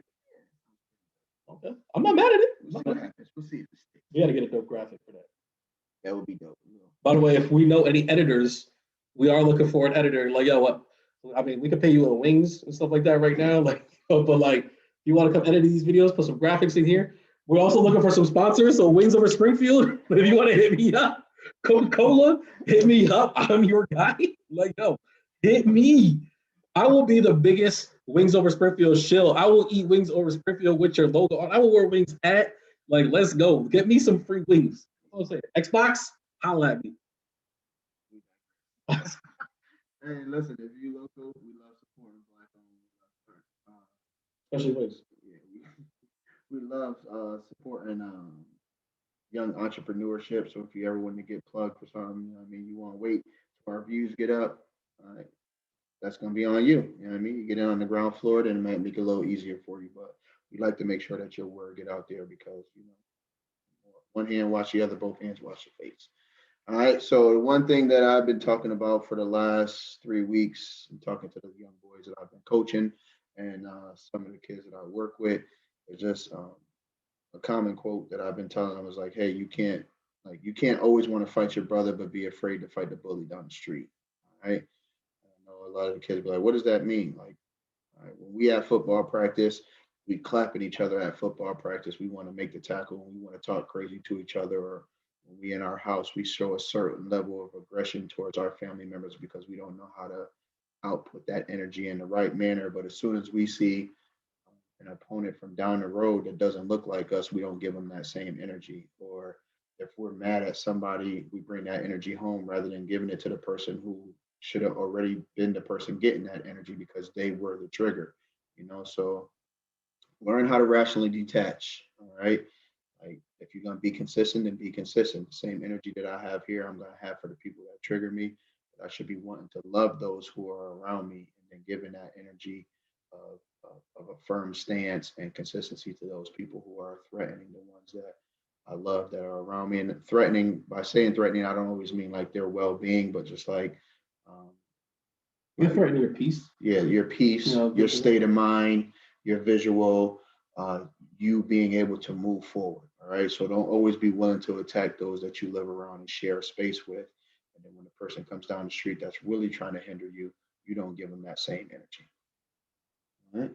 And I promise next pod we'll have some more local community stuff. I know we have elections that's coming up soon, and some community activist stuff that's happening in the neighborhood. So all stuff we want to make sure that you guys are connected. Also, like this being the first one, we did have a lot of stuff that we needed to catch up on. So like that's one of the reasons why this one ran so long. We will have it a little bit tighter, a little bit neater next time around. But like I said, it's the first time. So like you live and you learn. We're only gonna get better. You know what I mean? And we out. I mean shit. Good moot.